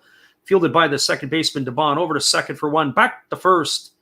That's going to be a twin killing, as it is going to be a 4-6-3 double play. Retire Olsen at second for the first out, and d'Arnaud will be retired at first for out number 2, and that will bring up the second baseman, Vaughn Grissom. Well, for Grissom today, he struck out looking his first time up. He is 0 for 1. He's hitting .375 on the year with those 3 homers and 8 runs batted in. He was the offense for most of the game last night for the Braves. He had a couple of knocks. And here comes the pitch. It is a fastball that misses outside for ball 1, and the count is 1-0. He had a home run in the 5th inning of last night's game for the Atlanta Braves. Also had a single later on in that one, and here comes the pitch. It is a fastball swung on. It is grounded down the third base line, and it's going to be extra bases. It kicks off the wall. It spits out to the left fielder, who picks it up, and then they almost throw it away on the entry back into the infield. It's going to be a double for Grissom here with 2 out. That is going to bring up the center fielder, Michael Harris.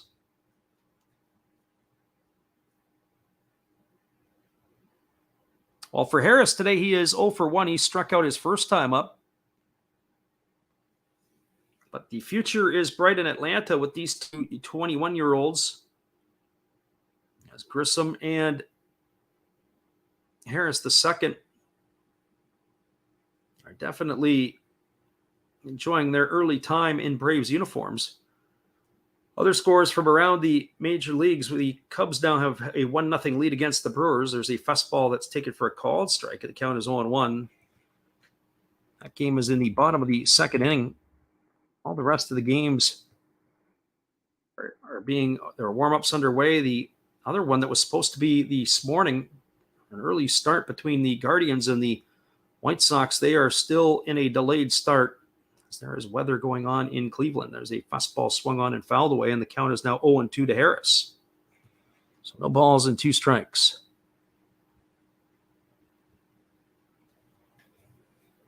Grissom establishes his lead at second. Here's the pitch. It is a breaking ball swung on and fouled away, and the count remains at no balls and 2 strikes to Michael Harris. We're saying about how the future is bright in Atlanta with the 2 21-year-olds. It's a good problem to have when Ozzie Albies returns to the lineup. What are you going to do? Well, it's pretty easy this year. He'll be the second baseman, but you have Dansby Swanson in his walk year, and Ozzie's going to have to get paid. There's a breaking ball swung at and missed, and Harris is going to be retired on a strikeout 2-3, and that's going to do it here to end the inning. Well, for the Braves in their half of the inning, there was no runs, there was a hit, no errors, and 1 runner left the board. We are now through 4 complete. It is the Braves 2 and the Astros 2. Stick around, everybody. We'll be back with the call the top of the 5th inning in just a couple moments. We appreciate you guys for being here. Here is our friend Matt again. You've got to have an ace in the hole, a little secret that nobody knows. Life is a gamble, a game we all play, but you've got to save something for a rainy day. You've got to learn to play your cards right if you expect to win in life. Don't put it all on the line for just one roll.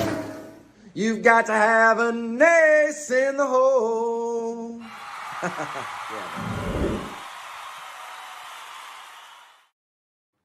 That's right, everybody. After the game, be sure to check out another Hollis build. That is Matt Hollis. He's a friend of our channels, and we support Matt as he does to us. Hang tight, everybody. Here's one of our Did You Knows.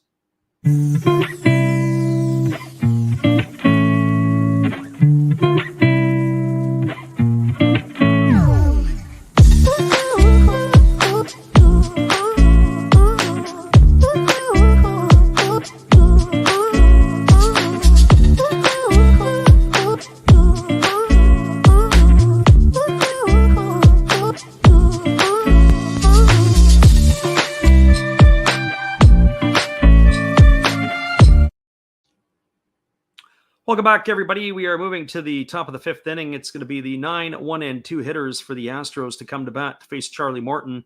That means Martin Maldonado, Mauricio Dubon, and Yuli Gurriel face the right-hander Morton. Morton has been steady through his 4 innings of work. He's retired 7 batters via strikeout. But Morton has had times where he's wavered with his command a little bit. The 2nd inning, the 3rd inning, he really had to battle is after allowing a single to Chas McCormick and striking out Myers and Maldonado. The top part of the batting order was able to help jump him for a couple of runs, as the 2-run single by Yordan Alvarez has tied the ball game. There's a first pitch breaking ball that is taken for a called strike, and the count is 0-1 to Maldonado. Our friend Cody is in the house today. He's asking, do you have the Diamondbacks game today? Nope, no Diamondbacks game today for us. We were doing this one, and probably this is about it. There's a breaking ball that's swung on and fouled away, and the count is now 0 balls and 2 strikes to Maldonado. If you check our page, you look at the video page, you'll see the upcoming streams that we have in place. We always try to do it about 3 or 4 days in the advance. We aren't going to be out of town for about 10 days. We're still going to be able to do some games, but we haven't made any decisions on what we're going to do after Friday. Thursday's game that we have scheduled up for Oakland and the Yankees is a little bit in jeopardy. It's going to depend on some time here. I may do that one, or I may just gas it from the schedule. Here comes the 0-2 pitch. And there's a fastball swung on and missed. Maldonado was retired on strikes. He's gone for out number 1 here in the 5th inning. Strikeout number 8 for Martin. Strikeout number 8 for Charlie Morton. That is going to bring up the top of the order in Mauricio Dubon. For Dubon today, he is 1 for 2. He's got a single and 2 trips. He's also scored a run. He's raised his season average up to 220. He got the start at second base today over Jose Altuve, who got the day off. As Morton gets the sign from the catcher Darno, and now time has been called as Dubon has stepped out. Something you see more with the hitters recently is the hitters will acknowledge to the pitchers when they have called time, and they'll let them know if it's on them. And there's a fastball that misses down and away, and the count is now 1-0. Something that you don't see in the Japanese league so much, or even in other places. So this is something that is, I can't remember when you go back over the number of years in Major League Baseball. Here's the pitch. It is a fastball that misses down and away, and the count is now 2-0. Friend Cody asks, do you know who does it? I don't know if anybody does it, Cody, to be honest with you. We just pick the games as we move along, and if it works for our schedule. We don't have a set team that we stick to by any stretch. There's a fastball that swung on and it's popped up behind second base. Moving back underneath it is Grisham, but it's going to be Michael Harris who calls him off as Harris makes the catch, and that's going to be the second out of the inning. So 2 up and 2 away, and that's going to bring up the first baseman in Yuli Gurriel. The problem why we don't dedicate ourselves to one team specifically isn't because not that we don't want to. It's just the time over a 162 game season. Some people can do every single game, 162. But that's not going to allow us to be able to do that just because of our own scheduling. And even though I'd like to be able to do that, it helps you with certain teams. There's a fastball that just misses inside to Gurriel, and the count is 1-0. I just can't be able to do it just because the schedule, my own schedule, won't allow me to be able to do that or be consistent with it. There's a fastball swung on. This ball is lined into right field. It's going to be a base hit. As Gurriel goes the other way, this is going to be the second time he's been on board tonight. Last time he was able to reach on a walk, and that's going to bring up the designated hitter, Yordan Alvarez. Well, for Alvarez today, he has provided the 2 runs that the Astros have scored in this one. He had a 2 RBI single his last time up. He's also grounded out to first. He's 1 for 2 on the afternoon. Big fella has raised his batting average up to 296. 21 RBIs away from the 100 RBI mark. I would think that the Astros are going to have 2 players for sure, and maybe even 3 if Alec Bregman can put it into gear here over the last 6 weeks to get to that 100 RBI plateau. So here's the first offering from Morton. It's a breaking ball that just misses down for ball 1, and the count is 1-0. Lots of production, of course. That also relies on the top of the order or even the bottom of the order setting the table for you. If those guys can get on, the meat of the order can bang in some runs. Here comes the 1-0 pitch. There's a breaking ball that's dropping in for a called strike, and the count is 1-1. So 1 ball and 1 strike to Alvarez. Afternoon for baseball in Atlanta is a great day for ball. As we said, it's not too hot. You can get really hot and humid temperatures in Atlanta. It can make for really soupy conditions. But today, it's with the cloud cover, it's in the upper 70s. There's a breaking ball swung on it. The count is now 1-2. Cody asked the question, how about Tuesday? We're doing our Japanese stuff is scheduled on Tuesday, Cody. As the stuff where we get the most viewership and we enjoy doing the Japanese league. That is the rare early starts in the Japanese league on Tuesday and Wednesday North American time. Most of the games midweek are typically played in Japan at 6 p.m., which goes off at about 2 in the morning on the Pacific Coast, or 5 a.m. if you're on the East Coast. So anytime we get a chance to do one of their day games, we jump all over it. So here comes the 1-2 pitch as the right-hander now works set. And he kicks and delivers. It's a breaking ball that's taken for a called third strike. Alvarez stood there like the house by the side of the road and watched that one go by for out number 3.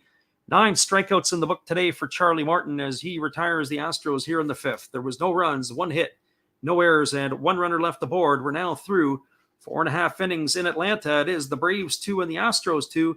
Stick around, everybody. We'll be back with the call in just a couple moments. Appreciate you all for being here and checking out the channel. Here is our friend Steve Rademacher once again. Be sure to check him out after the ball game. This is Steve Rademacher, and I'd like to introduce you to my channel if you haven't seen it before. These are all the things I enjoy: sports, autographs, relics, non-sports Hall of Famers, pseudo-sports, Star Wars. That's my channel name and my name, and I would really appreciate it if you would come check me out and maybe even subscribe if you like it. Thank you for that for now, and back to your ball game.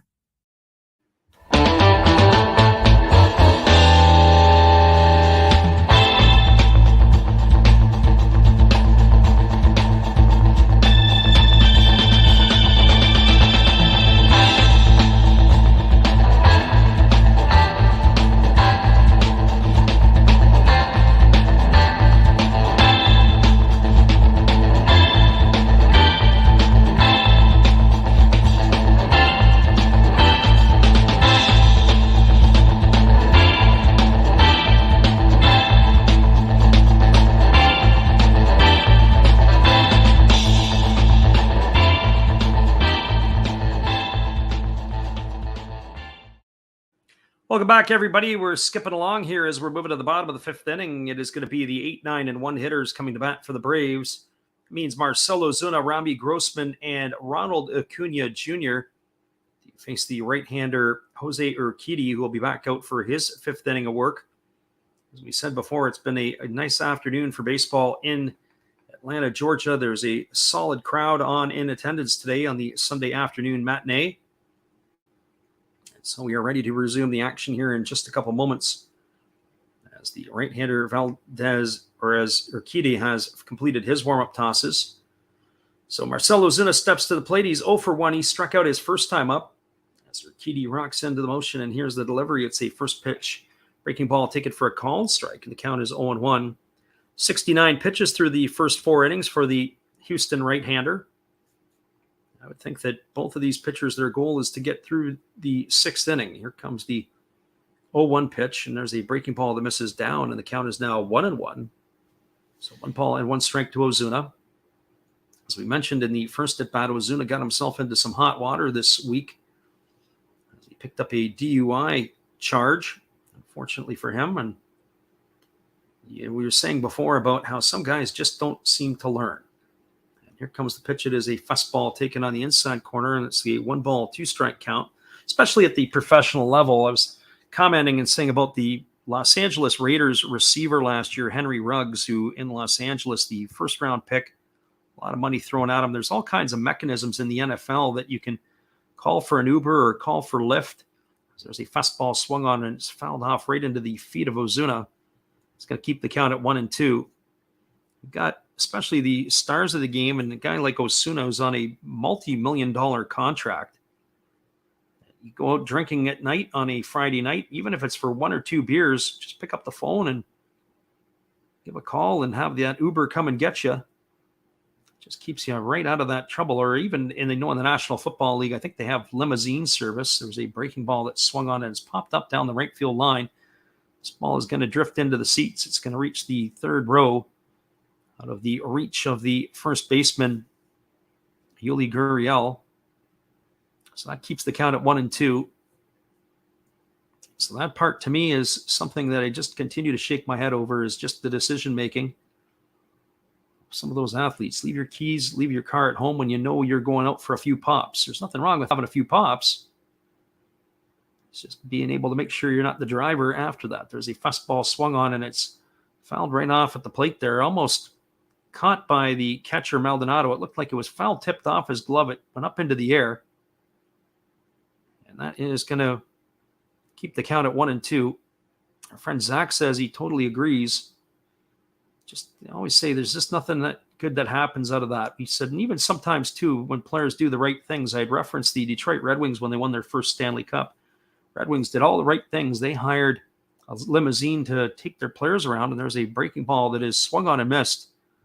Ozuna goes down on strikes for the first out of the inning. The limousine driver got into an accident, ended up paralyzing the defenseman for the Red Wings, who was right in the prime of his career. So a night of celebration that ended up going sideways, and yet they tried to do all the right things, organizing a limo and doing all of that stuff. But that's what you should be doing. And so when we hear events like that, those are the 1 in a million, or the ones where the guys go out drinking. It's the other side of the coin. So here comes the offering. It's a breaking ball that misses down, and the count is 1-0 to Robbie Grossman. Grossman today 0 for 1. He flew out to center field his first time up. His average is at .210 now on the season. Batting from the left side is the switch hitter against the right-handed throwing Jose Urquidy, and there's a breaking ball swung on it, is lifted into shallow left center field. Racing over on it is the shortstop Pena. He's going to make the catch, and that is going to retire Grossman for the second out of the inning. That would have been normally an easy play for Pena, but because he was positioned to the right side of second base, he had a long haul to go. Chas McCormick also had to make a long run from left field as he was racing back, and he's able to pull it in.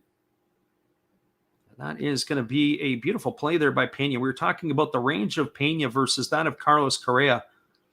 I'm not sure Carlos Correa makes that play. So Robbie Grossman is gone, and now that brings the top of the order in Ronald Acuna Jr. to the plate. For Acuna Jr., he's waiting on the offering here from Urquidy, who kicks and delivers a breaking ball that misses down and away, and the count is 1-0. So 1 ball and no strikes. Certainly where I live today, compared to where I used to live, they call them roadblocks. Back east, they call them ride programs. That's where the police do those checks, and there's just no sense in taking the risk to be able to do it. They're all over the place. There's a fastball that misses outside. The count is now 2-0. With all the bridges and all the places around, there's nowhere that you can kind of skip around or jump them or hide from them. They're all over the place. You go over a bridge, and the next thing you know, you see one, and you're right there. There's the ball down. It counts 3-0. I know when I was still refereeing some football, sometimes the guys would say, "Hey, do you want a beer after the game?" And be like, "I don't think that's a good idea, especially if I have to drive home." And the next thing you know, I've got a roadblock, and they're going to say, "How many beers have you had tonight?" I've had one. Well, one might still get you in trouble depending when you had it. And there's a fastball swung on it. It's popped up behind second base, behind the pitcher's mound. Moving over is Alec Bregman, who's going to make the catch. And that is going to retire Acuna Jr. for the third out of the inning, and that will do it here for the Braves in their half of the fifth. They had no runs, no hits, no errors, and nobody left the board. We're now through 5 complete. It is the Braves 2 and the Astros 2. Stick around, everybody. We'll be back with the call at the top of the 6th inning in just a couple moments. Appreciate you guys all for being here with us. Going to catch up on our line score as we're a little bit behind. We're going to the top of the 6th. No mistake on this one. Hang tight. We'll be right back after this. Hello, kids. Steve coming at you. It's Steve Rademacher. And if you like interesting stuff, if you like to laugh a little bit, and if you enjoy collecting, this channel's for you. If you like non-sport cards, we have them. You like pseudo-sport cards, we open them. Even if you like entire boxes of completely pointless stuff or other sports, we have everything here.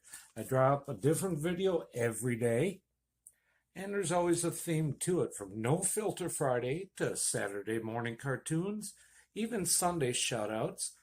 Once in a while, we'll get a little froggy and show Money Money Monday, where I showcase a bunch of my currency.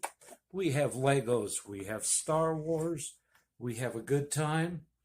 We even have my brother on Takeover Tuesday. Be there or be square. Back to Freddy.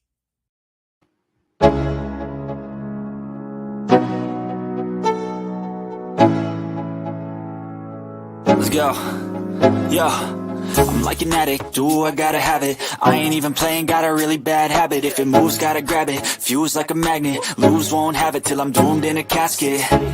I ain't playing, got a weird mind. If you work 8 hours, I'ma work 9. If the shoot tastes sour, you should taste mine. I'ma stay in power for a long time. Get up, nah, I ain't a quitter. Toss me the ball, I'm a really big hitter. Big picture, I'm a straight killer. Rising the song to the highest bidder. Got juice, got gas, I'ma move fast. New shoes, new tracks, like who's that? I'm new, come back, better than last. Yeah, it's a new me, never gonna... Welcome back, everybody. It's going to be the heart of the Astro batting order here to face Charlie Morton in the top of the 6th inning. It'll be Alex Bregman, Kyle Tucker, and Jeremy Pena. And the first pitch breaking ball that's delivered to Bregman is swung on and fouled away, and the count is 0-1. I wouldn't expect that Morton's going to go beyond the 6th inning. I would think he's going to get through this one, and they'll be taking him out for the rest of it. So 0 balls and 1 strike to Bregman. He is at 83 pitches through the first 5. And it'll be a battle of the bullpens once Morton's day will be done. So right now, Bregman is asked for some time as he's trying to get himself set. So here comes the 0-1 offering as the right-hander delivers. It is a fastball swung on and missed. And the count is now 0-2 to Bregman. Bregman today is 0 for 2 in this one. He's popped to second and flown out to left. As Morton now is ready to go again, the batter Bregman is just taking his time in there in the box to get himself reset. So Morton jumps on the rubber and he's ready to go. And now he gets the sign from his catcher and he's ready to rock into the motion. He kicks and he delivers. It is a fastball that misses inside, and the count is now 1-2. So 1 ball and 2 strikes to Bregman. Bregman hitting .264 entering today's game. He's lost a couple of points off the average. 18 homers and 72 RBIs. I would think that they want to see Bregman pick his average up a little bit more, maybe an extra 20 points. Playing down at the hot corner is not the easiest position. There's a fastball that misses down and away, and the count is now 2-2. I think they just need that to be a little bit more. And what does it mean to hit 20 points higher? It's going to be an extra couple of hits every 100 at bats, that's for sure. Or number of hits every 20 at bats. There we go. And here comes the pitch. It is a breaking ball that's down and away, and the count is now 3-2 to Bregman. So 3 balls and 2 strikes. Doesn't sound like much, but in the big scheme of things, it ends up being just that. Here's the pitch. It is a breaking ball, waved at and missed. Bregman is down on strikes for the first out of the inning. That's another one in the books. Our friend the Arizona Cardinals asked the question, am I doing the Diamondback game today? Nope. No plans on the D-backs. Our other friend Cody was asking about it as well. He says, hey, when are you going to do the Diamondbacks next? On our slate over the next few days, they are playing the Cardinals today. It's Merrill Kelly who takes to the hill against Jose Quintana. There's a chance for the Diamondbacks to get a victory. That is one of those ones. Certainly Merrill Kelly has had himself a really good season. Last night, the D-backs took it on the chin. The Cardinals 16-7. There's a fastball swung on. This is inside out, it into left field. It's going to get down for a base hit. Michael Harris is able to pick it up. He throws it into second base. That's going to be a single for Kyle Tucker as he's got a 1-out single. That is going to bring up the shortstop, Jeremy Pena.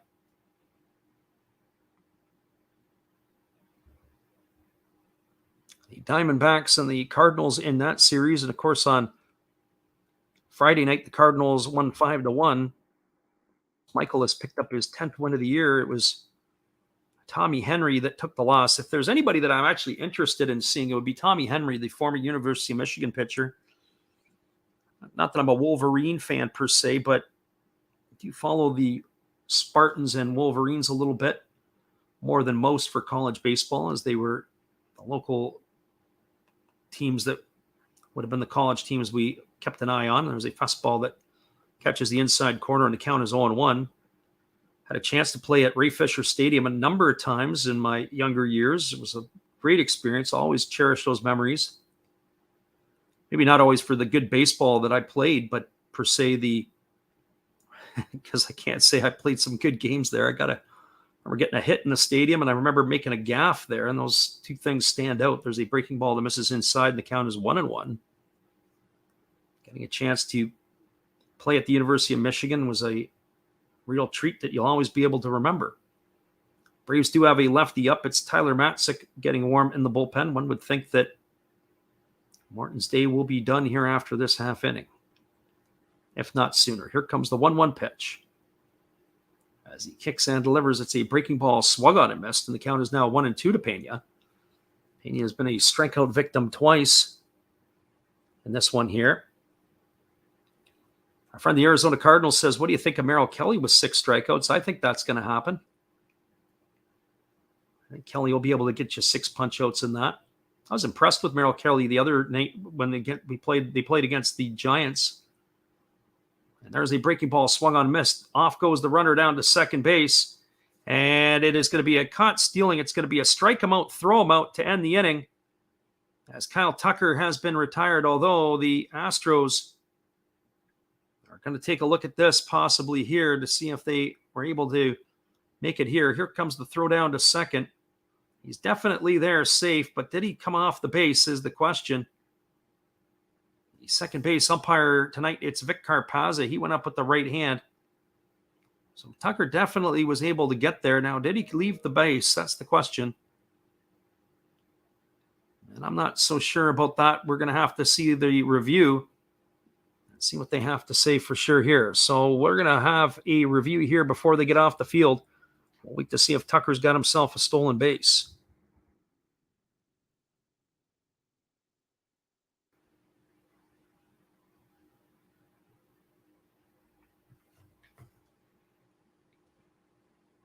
So Chas McCormick is waiting at the plate here. I don't know. Did he get off or not? We're going to wait here to see what they have to say if it's going to be upheld.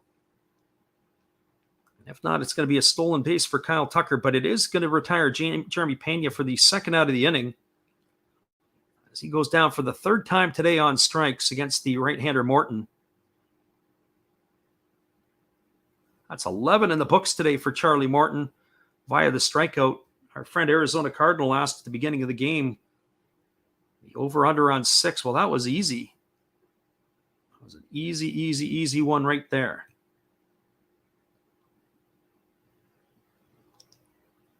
As we continue to wait for the umpires, I can't believe they're taking this long to make the decision. It should be a fairly straightforward decision.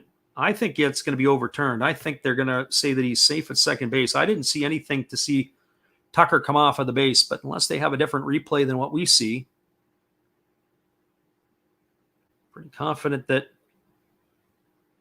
Tucker's call is going to be overturned. And if that is the case, Kyle Tucker will have his 19th stolen base of the year, bring him one closer to being a 2020 player. Here comes the call on the field, as it looks like the umpires are going to give their explanation. And they're still paused out here. So here we go. We're going to have this here. It is going to be safe. The call has been overturned. It is a stolen base for Tucker, and that's going to bring up the left fielder, Chas McCormick.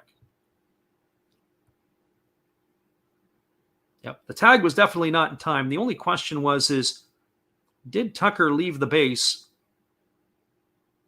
And as we watch here, it looks like that he was still engaged. Nice job by Tucker. Be able to maintain contact with the base. Grissom kept the tag applied to see maybe if he was going to roll off, but he sure didn't. So here we go. Here comes the batter, Chas McCormick. McCormick's been on base both times today. He's got a single. He's also walked. He scored a run and stolen a base. And here's the pitch. It is a breaking ball that catches the outside corner, and the count is quickly 0-1. So no balls and one strike. Chas McCormick. As the right-hander Morton kicks and delivers, it's a breaking ball that misses down and away, and the count is 1-1. So one ball and one strike.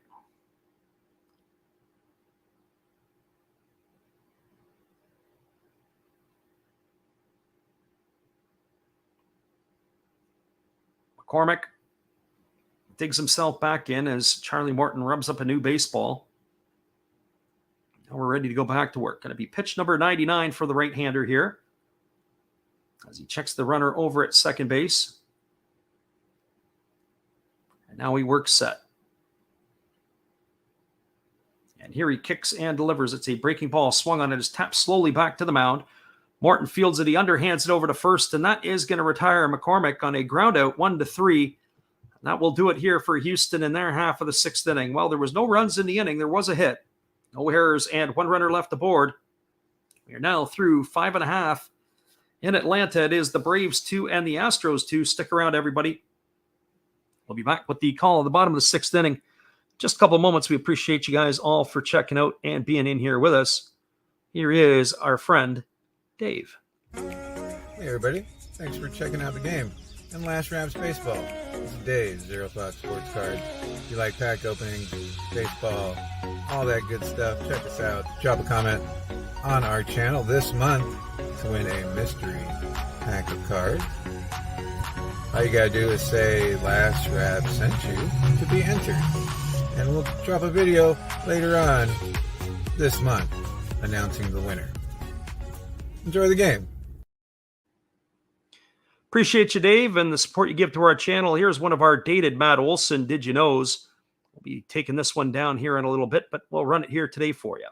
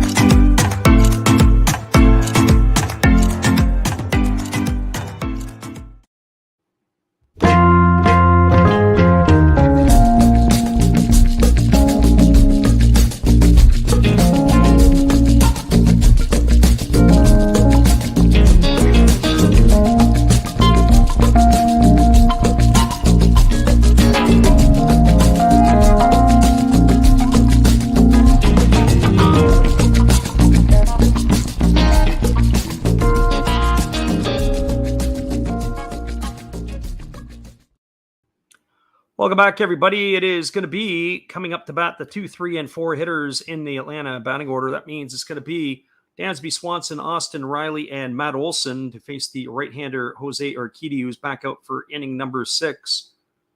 So Urquidy, working at 82 pitches through his 5 innings of work, delivers a first pitch breaking ball that swung on and missed. The count is 0-1. Swanson today is 1 for 2. He singled his first time up and scored a run. He's also flown out to center field. He's batting .294 on the year with those 16 homers and 68 runs batted in. As the right-hander Urquidy delivers a fastball that just misses outside, and the count is 1-1. So 1 ball and 1 strike. Swanson hitting from the right side. There was talks that the Braves were going to be opening up contract extension talks with the right-handed hitting shortstop, who swings at the pitch. It's a fastball driven into right field, but right to the glove of Kyle Tucker. That is going to retire Swanson for the first out of the inning. So 1 up and 1 away. That is going to bring up the third baseman, Austin Riley. So Riley today is 0 for 2. He has struck out and flown out to right field his 2 times to the plate. He has been a star in the lineup for the Braves over the last couple of years. Really underrated in a lot of ways. It was almost criminal that he was not named to the All-Star team initially. Not voted in, I can understand that, but not named as the alternate. There's a fastball swung on it. It's popped up over on the third base side. Moving over underneath it is Alec Bregman. He's going to make the catch in foul territory. And just like that, we've got 2 away here, and that is going to bring up the first baseman, Matt Olson. Well, maybe Jose Urquidy ends up getting another inning of work in. After this one, he's got 2 quick outs here. He's at 86 pitches. I'd be surprised if they marched him out for the 7th inning, but you never know. He's able to keep the pitches down here. He can come right back out again. Here comes the first offering to Matt Olson, who is 1 for 1 today. It's a breaking ball that misses down and in. The count is 1-0. Hit the 2-run homer in the first inning to open the scoring for the Braves, and he walked in the 4th. He's been on base twice today. So here comes the 1-0 from Urquidy. As he rocks into the delivery, he kicks and he fires. It is a breaking ball that is waved at and missed. The count now goes even to 1-1. So 1 ball and 1 strike.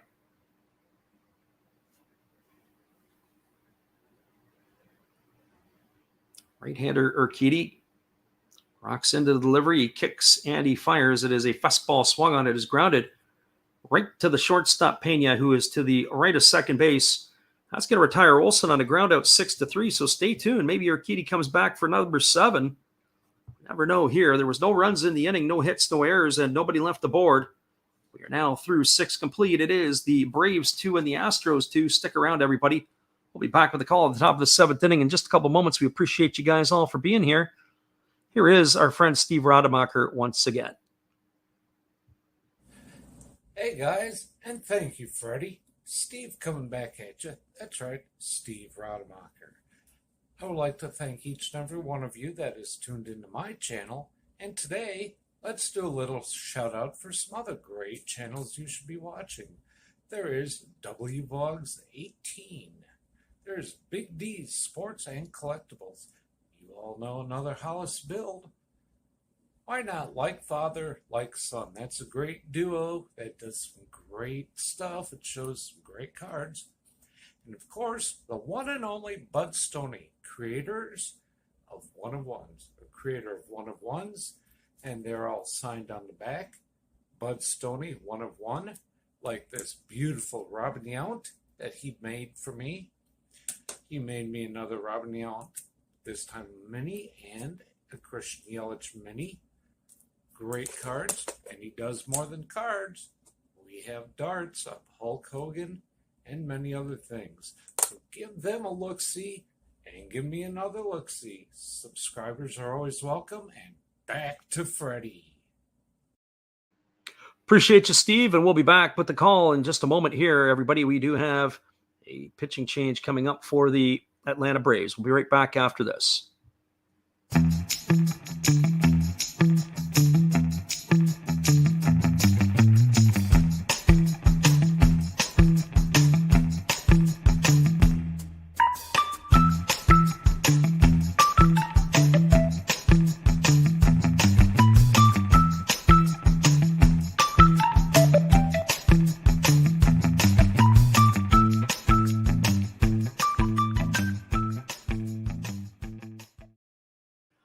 Welcome back, everybody. It is going to be Tyler Matzik taking over on the hill for the Braves. He is going to be working his 29th game of the year. He's got a 3-2 record. He's got 28 2/3 innings under his belt. He's allowed 17 hits. He's walked 17 and struck out 24. He is not having the year that he had last year for the Braves, as both of the last 2 years in an Atlanta uniform, he was absolutely outstanding. So Matzik on in relief here, and he's going to be facing the 8, 9, and 1 hitters in the batting order. It's Jake Myers, Martin Maldonado, and Mauricio Dubon to face him here. And so here comes the first offering to the right-handed hitting Myers. As he kicks and delivers, it's a fastball that misses upstairs for ball one, and the count is 1-0. For Myers today, he is 0 for 2. He has struck out both times he's come to the plate. That was against Charlie Morton. Charlie Morton had an absolutely electric ball game today for the Atlanta Braves. He was able to, in his 6 innings of work, to strike out 11 Houston batters. There was a fastball swung on and fouled away, and the count is now 1-1 to Myers. Charlie Morton, 6 innings, 5 hits, 2 runs. Both of those were earned. He'd walked 2 and struck out at 11. Unfortunately for him, he's not going to be in line for the win. As here comes the 1-1 offering to Myers as Matzik kicks and delivers. There's a fastball swung on. It is off the fists, and it's over the head of the second baseman, Grissom. It's going to get down for a base hit into right center field, and that is going to put Jake Myers aboard with a leadoff single. That's going to bring up the catcher, Martin Maldonado. Well, for Maldonado, he is 0 for 2 today. He has struck out both of his times to the plate. But that, of course, was against Charlie Morton. He's facing Tyler Matzik here for the first time. So Myers, the runner at first. Maldonado striding to the plate. Maldonado batting .182 on the year. 12 homers and 37 runs batted in. So the lefty Matzik gets himself onto the rubber, and Maldonado ready to face the first offering. He checks the runner at first. And now he kicks and delivers. It's a fastball swung on and missed. The count is quickly 0-1 to Maldonado. So 1 ball and no strikes. Maldonado will be followed by the top of the order, Mauricio Dubon, and then Yuli Gurriel. It's really turned into a beautiful day in Atlanta. The sun has broken through the clouds. As we said, at game time, a beautiful 76 degrees. Here comes the offering here from the lefty, but instead he throws over to first, and getting back in time is Myers. That was the old college throw over. That wasn't a very good move. It was I don't even know if I'd call it the B move from Matzik, so we'll see what he's got up his sleeve.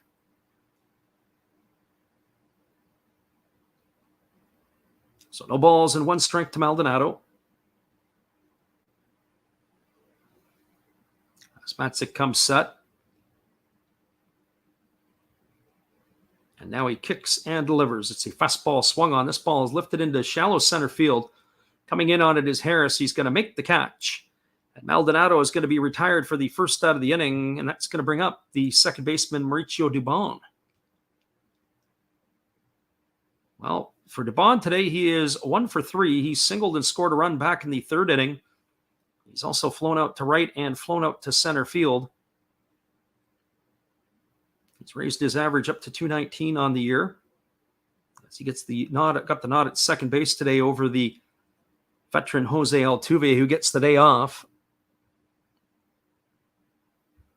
So he steps in, waiting on the first offering from the lefty Tyler Matzik.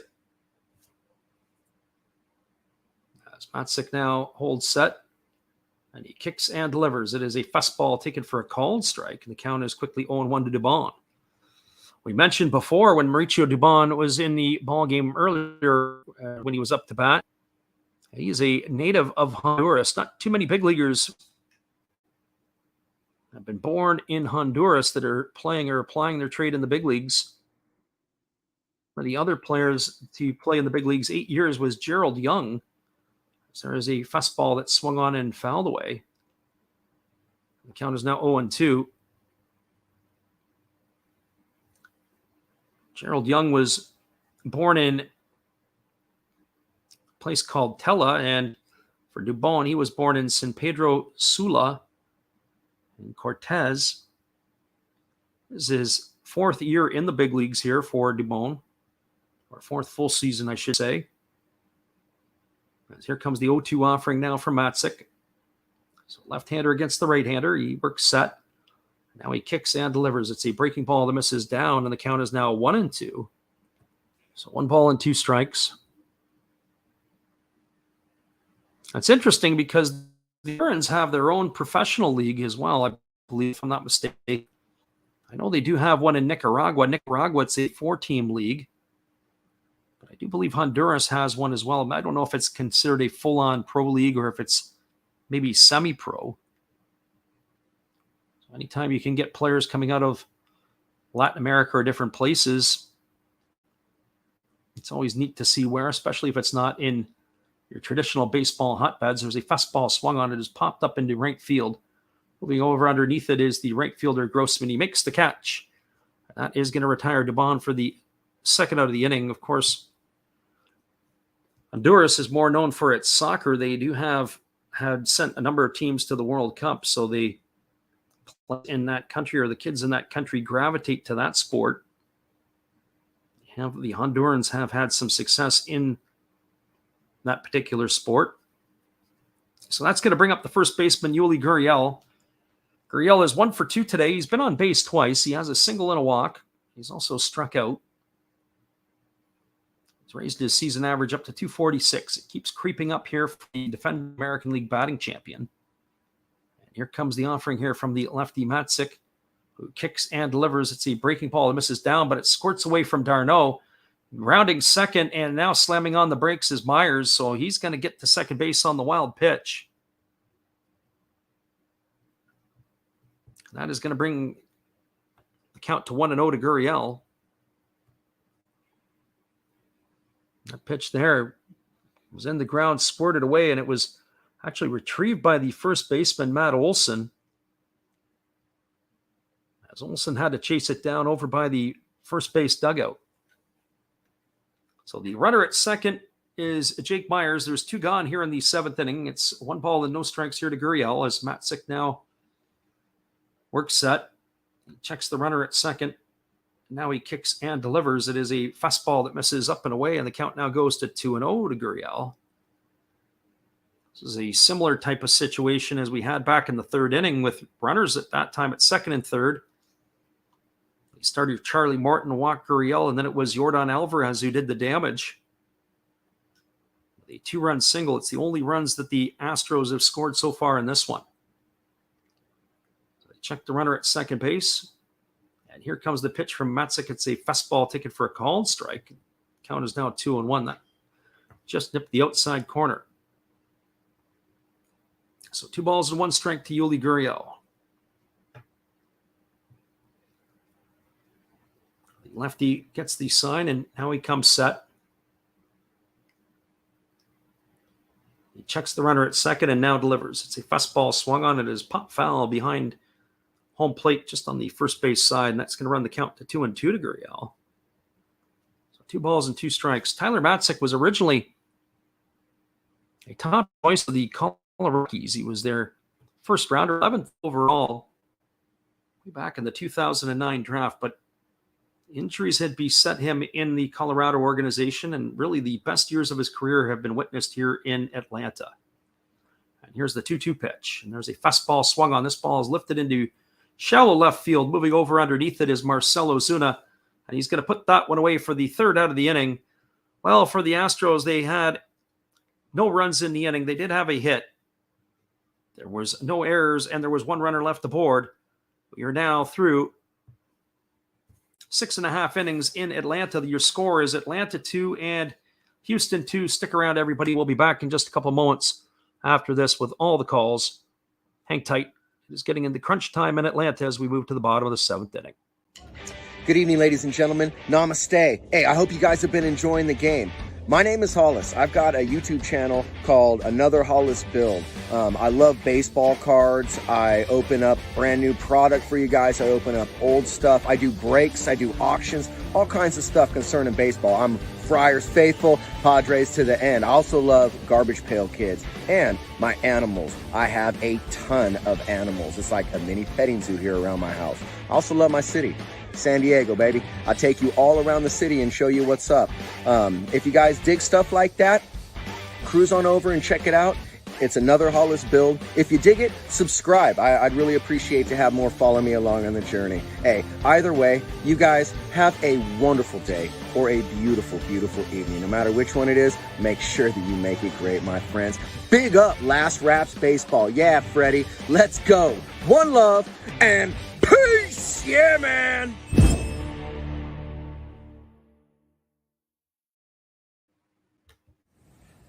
Hey guys, Steve Rodemacher here to let you know about a new feature on my channel, Wager Wednesdays.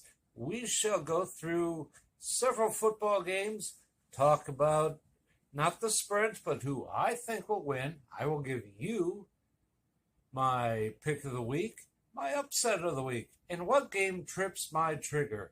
Let's start with the season. The over-under for the Green Bay Packers, 11.5 wins. I'm going the under. Kansas City Chiefs over-under wins on the season is 10.5. I'm going the under. Neither one has a wide receiver to speak of left. And how about them Detroit Lions? Sorry, Freddie. The over-under 7. I'm going under and a half. Tune in every Wednesday. We'll go through all the games, and we'll tell you what I think. Thank you, and hey, have a great day.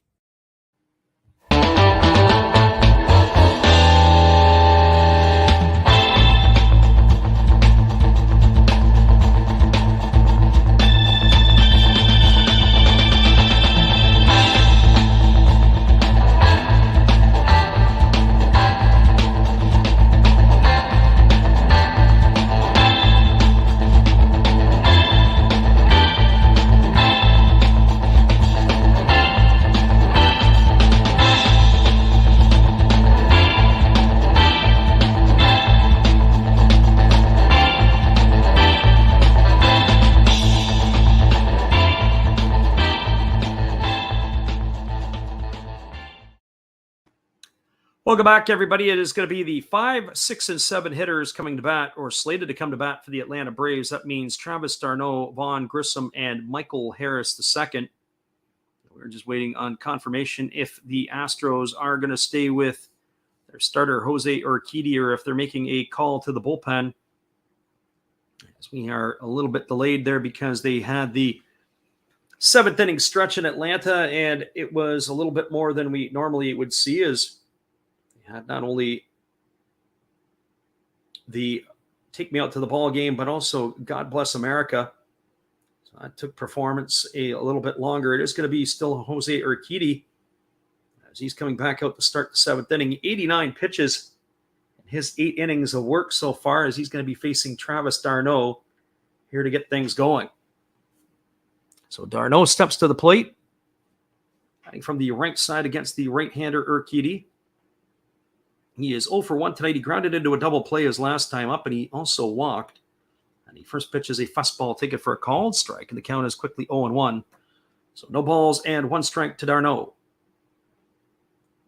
d'Arnaud batting .260 on the year. He's got the 12 homers and 44 RBIs, but the RBI in last night's ball game was the pinch hit variety to walk off the Astros in the bottom of the 11th inning. Between d'Arnaud and Contreras behind the plate, they're putting up some pretty impressive offensive numbers. There's a fastball swung on it. It's grounded over to short. It is fielded by Pena. He throws to first, and that is going to retire d'Arnaud on a ground out 6-3 for the first out of the inning. 1 up and 1 away, and that's going to bring up the second baseman, Vaughn Grissom. For Grissom, he is 1 for 2. He's doubled in his 2 trips. He also struck out looking. So 1 for 2 for the Atlanta second baseman. So he gets himself dug in, ready to go and face the offering here from the right-hander Urquidy. Urquidy gets the sign from his catcher Maldonado. Now he rocks into the windup. He kicks and delivers. It is a fastball that just misses down. The count is 1-0. Grissom off to a fantastic start to his big league career. He's raised his average to 390 in this one here. And here comes the pitch. It is a breaking ball that misses down, and the count is 2-0.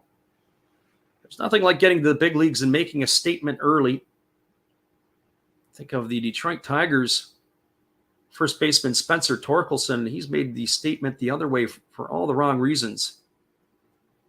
So 2 balls and no strikes.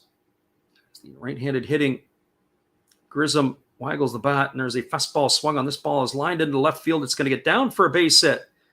And the hot-hitting Grissom continues his torrid pace as he is now got his second hit of the ball game, and that is going to bring up the center fielder Michael Harris to second.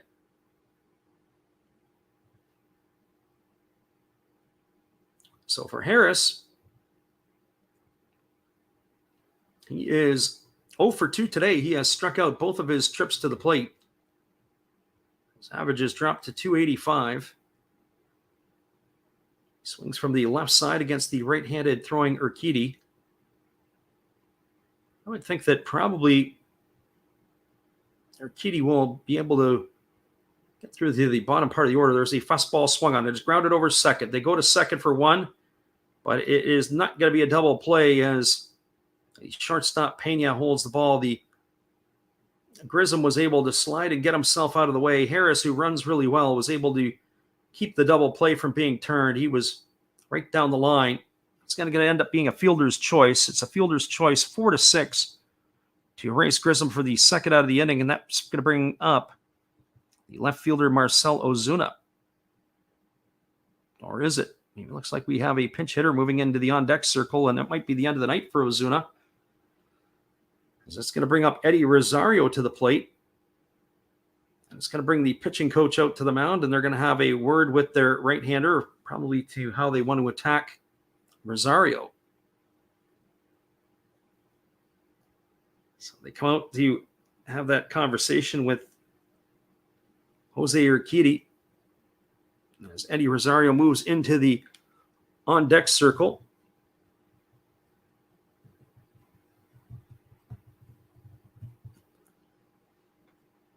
So Rosario into pinch hit, as that conference is now broken up.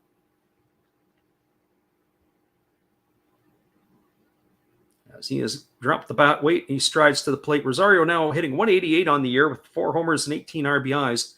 He got off to an absolutely abysmal start for the Braves, but he has played way better, or swung the bat way better as of late. It looks like Urquidy is signaling to his catcher. He's got some sort of problem with his headpiece. So Harris is the runner at first. Rosario up at the plate here, batting for the first time today. It's from the left side against the right-handed throwing Urquidy, who works to the set position. He throws over to first, and diving back in time is the base runner, Harris. They got to keep their eye on Harris. He only has a couple of stolen bases. He's got 15 stolen bases this year. He can run a little bit. I was looking at the numbers for Marcell Ozuna. Ozuna only has a couple of stolen bases. But Harris can run a little bit, as we just saw in the way he was able to stay out of the double play. And here's the pitch. It's a fastball swung on, and it's lifted foul into the seats down the third base line, and the count is 0-1 to Rosario. So no balls and 1 strike. Just as a reminder, after this one is done, we will wrap up all the scores from around Major League Baseball. I'll give you all the information. There is a right-hander up and throwing in the Houston bullpen. I'll make sure that we give you all up to date. As we said, we are going to be doing all the calls on this one, and we'll call it a day today. We were looking at maybe doing the Boston and Baltimore game, but I think that will be all it for us today. There's a fastball swung on and missed. The count is now 0-2. That game is going to be in Williamsport tonight at Muncie Bank Ballpark. The Red Sox will send Nick Pivetta to the hill. It is Dean Kremer who takes to the hill for the Orioles. So that is what they have going on in that one. Finally, the White Sox and Guardians game that was supposed to begin this morning postponed. There's a fastball swung on it, is grounded over to the right side, fielded by the second baseman, Dubon. He throws to first, and that's going to retire Rosario on a ground out 4-3. The runner, Harris, was on the move, and it was looked like almost a pitch out as Rosario had swung through it and grounded out to end the inning. And that will do it here for the Braves in their half of the seventh inning. There was no runs. There was a hit. There was no errors, and there was one runner left aboard. We are now through 7 complete. In Atlanta, it is the Astros 2 and the Braves 2. Stick around, everybody. We'll be back with the call in just a couple moments after this with the top of the 8th inning. Glad you guys could make it in here with us today to listen up. And we will be back after this. This is Steve Rademacher, and I'd like to introduce you to my channel if you haven't seen it before. These are all the things I enjoy: sports, autographs, relics, non-sports Hall of Famers, pseudo-sports, Star Wars. That's my channel name and my name, and I would really appreciate it if you would come check me out and maybe even subscribe if you like it. Thank you for that for now, and back to your ball game.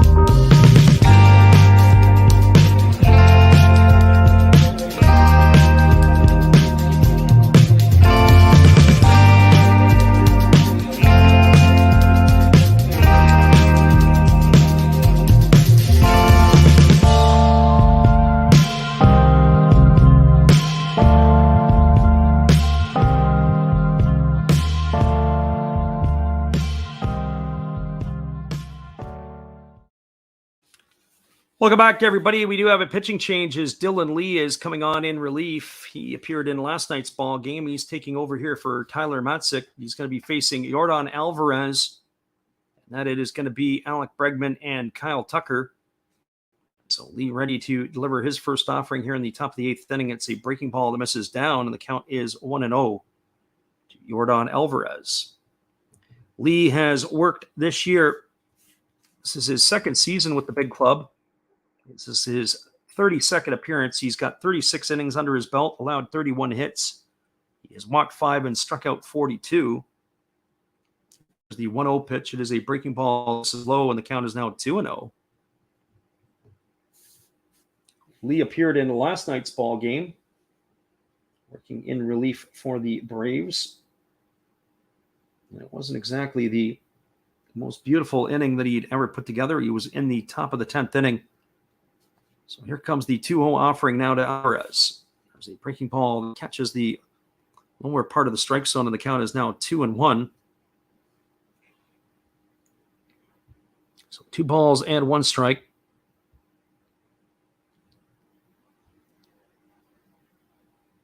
Last night's ball game for Dylan Lee, he had worked the 10th inning, allowed 3 hits. He gave up 2 runs. 1 was earned. Of course, the ghost runner, when it scores, isn't an earned run. He'd walked none and struck out 2 as there's a breaking ball swung on and fouled away. And the count now is 2-2 to Alvarez. Lee gets the sign from his catcher, Darno, and he's ready to go again here. So pitching on back-to-back days is the lefty as he holds set at the belt. And now he kicks and delivers. There's a breaking ball swung on. It is lifted into center field. Coming in on it is Harris, but the ball's going to drop in front of him. And Jordan Alvarez is aboard with a leadoff single, and that's going to bring up the third baseman, Alec Bregman. It's not quite the start that Dylan Lee wanted. But the Astros have a runner aboard with nobody out. Alec Bregman striding to the plate. Well, Bregman today is 0 for 3. He's popped to second. He's flown out to left, and he has struck out in his 3 trips to the plate. So he bats here against the left-handed throwing Lee. It'll be Tucker and Pena to follow here in the top of the 8th. There's a breaking ball that misses down, and the count is quickly 1-0 to Bregman. So 1 ball and no strikes.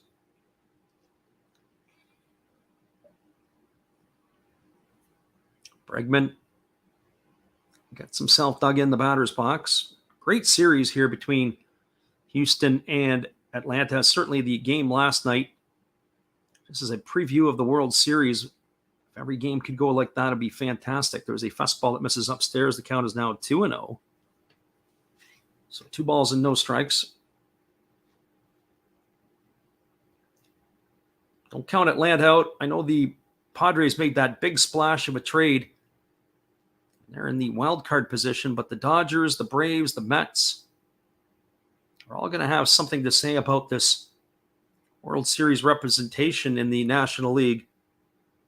October baseball is not that far away, only about 6 weeks away.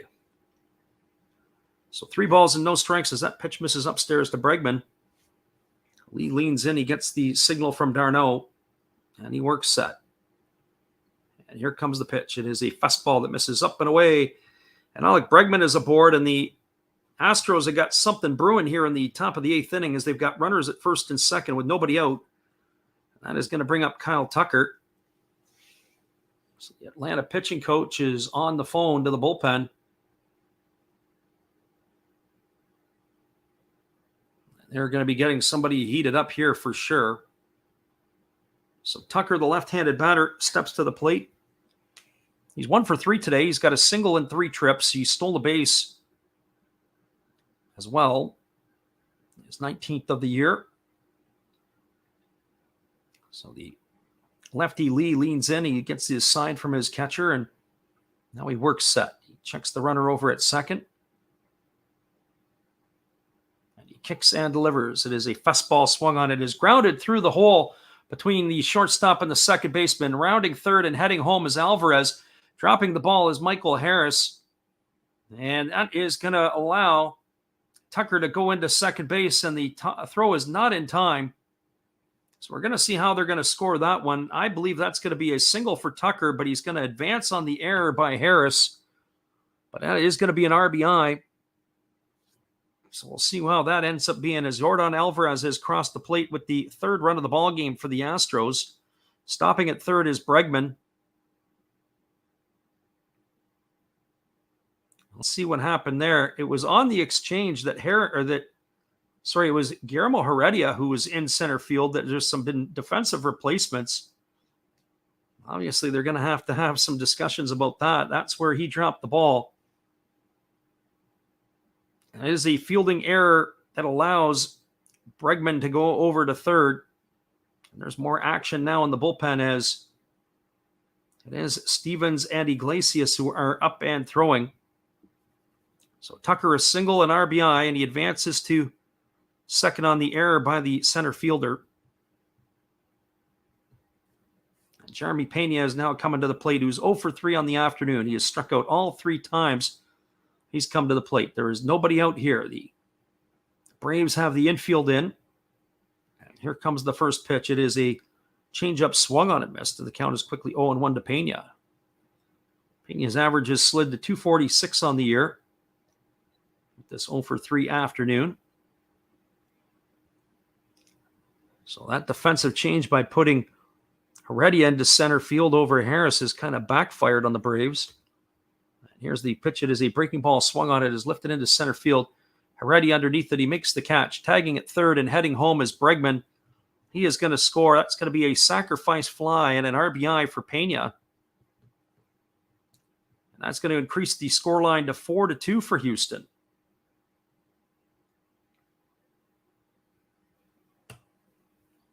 So the way that the changes have been made is they show that Grossman has gone from right field to left field. Heredia is in right, and that Michael Harris is in center, but that's not the case because it is been the change. Well, we are going to have a pitching change here as the Braves have seen enough. It's going to be the end of the line here for the reliever, Dylan Lee.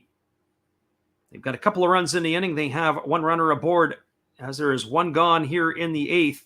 So stick around, everybody. While we have the pitching change, we'll be back in just a couple moments. We appreciate you guys for being here with us this afternoon. It is a 4-2 ball game now for the Astros. Hang tight. We'll be right back. Hey guys, while the manager's searching for a relief pitcher, let me help you with some relief channels. On top of mine and Freddy's, you can always check out Redbeard Breaks, Zero Fox Sports. You know another Hollis build, check them out again. Maybe Beast and Beauty Breaks, or even Dab's Family. Oh, looks like they have their pitcher, so after the game, check out some other videos by Freddy. They're fun, they're cool. Enjoy the game, peace out, and cheers! That's right, everybody. The Braves are going to the bullpen. We'll be back in just a couple moments with that pitching change after this.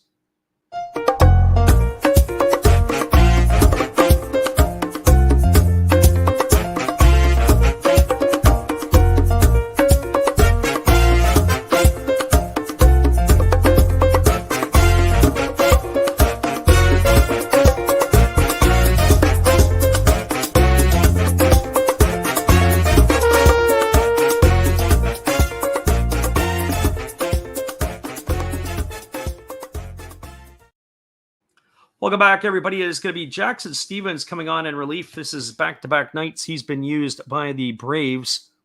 Stephens is going to be on in relief of Dylan Lee. He is the 4th pitcher used Braves this afternoon.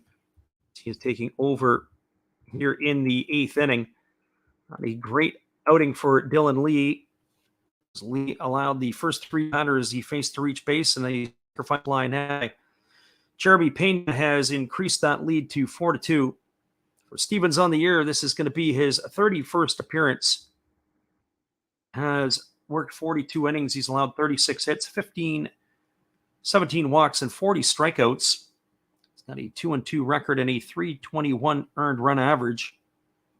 So he is on in back-to-back nights. He picked up the win in last night's ball game. Did the right-hander, and he checks the runner over at second, and now he kicks and delivers. That's a breaking ball that goes off the glove of the catcher, d'Arnaud, all the way to the backstop.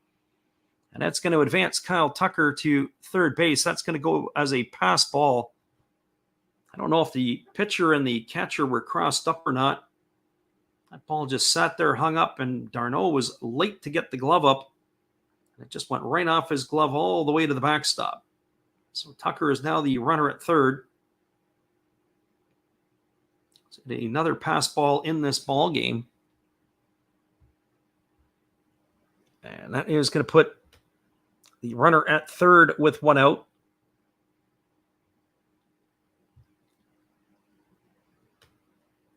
Just trying to look to see which of the ball clubs have had the most pass balls. There's a breaking ball swung on and missed. Count as 1-1. By the looks of it, it's probably the first one here today by the catcher, d'Arnaud. I haven't seen the other one. I'm pretty sure I had it in my books, and there's probably or possibly a wild pitch. We have Urquidy Matzik with wild pitches. There's a breaking ball that's swung on. This is lifted down the right field line. It's just going to slice foul. Foul territory, and that's going to run the count to 1-2. So 1 ball and 2 strikes.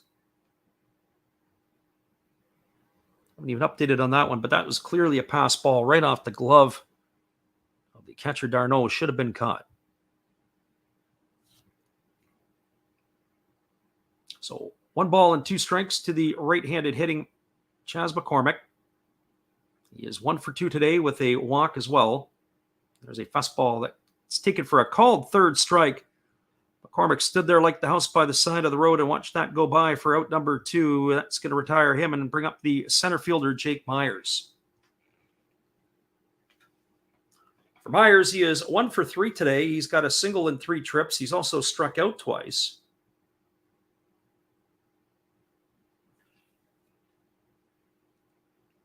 Myers digs himself in. He's waiting here on the offering from the right-hander, Stephens. Stephens checks the runner at third, and he delivers. It's a breaking ball that misses down and away, and the count is 1-0. So 1 ball and no strikes. Astros have scored 2 runs here in the top of the 8th inning to give them that 4-2 lead over Atlanta. Yordan Alvarez with a single, then Bregman with a walk, and then a single by Tucker scored Alvarez. Then a sacrifice fly by Pena knocked home Alec Bregman. There's a breaking ball that misses down and away, and the count is now 2-0. So it looks like all the excitement again begins after the latter part of the ball game. Last night it was after the 9th inning. Tonight it's after the 7th. So stay tuned, everybody. Atlanta will have it, say I'm sure. So here comes the 2-0 pitch. As Stevens holds set, he kicks and delivers. It's a fastball taken at the knees for a called strike, and the count is now 2-1.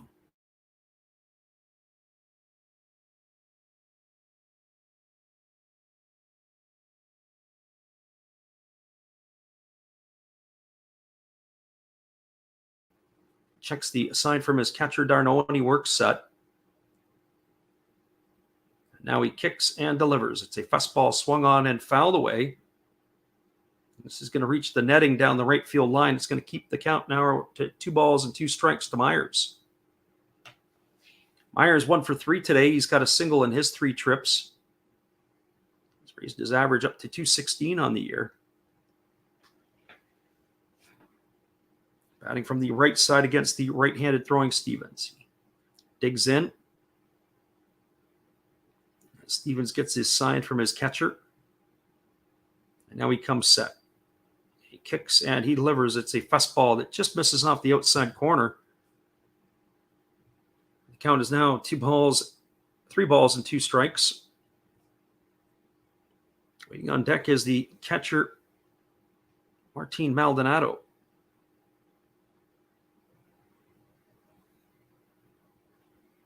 So here comes the 3-2 offering to Myers. Stevens gets the sign from his catcher.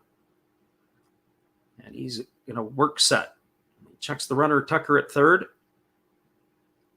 And now he kicks and delivers. It is a fastball swung on. It is lifted down the right field line. It's playable. Racing over is the right fielder. And that is not going to be able to make the play. Who is that? Is that Heredia? Heredia not able to make the play there as it's going to drop into foul territory. So that's going to keep the count at 3 balls and 2 strikes. Well, it looks like Heredia is in right and Grossman has moved over to left. They have Harris in center field.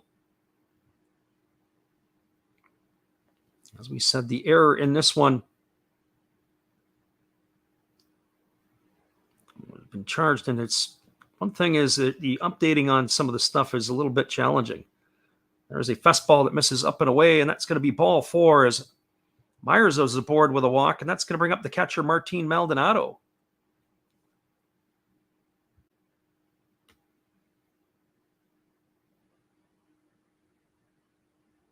So Maldonado steps to the plate. He's 0 for 3 today. He's got a couple of strikeouts and a flyout to his name. His average is dipped to 182 on the year. So the runner at third is Tucker. The runner at first is Myers. Myers does not have a stolen base on the year. But they do get out there and give the first and third sign as Myers, even though he is the center fielder, he can run. Just hasn't been able to steal any bases. This is a situation that we're going to have to keep our eye on here. So here comes the first pitch to Maldonado. Stevens delivers. It's a fastball swung on and fouled away, and the count is quickly 0-1. See if they get a little bit aggressive, if they maybe try to delay him over. No such luck right now. No balls and 1 strike.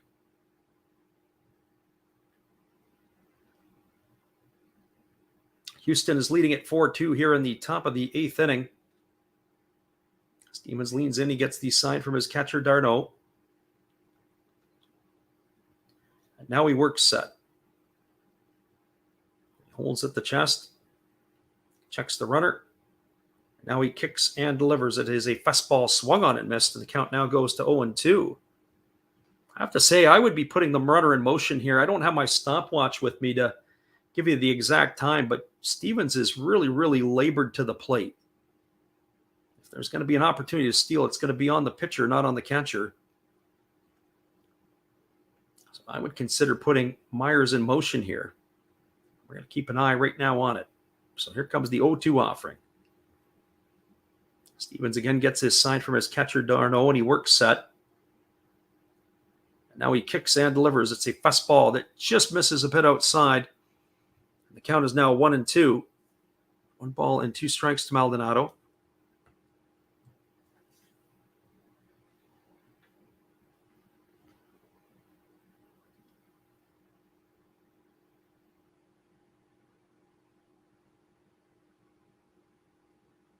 As the batter Maldonado steps out of the batter's box and resets his batting gloves.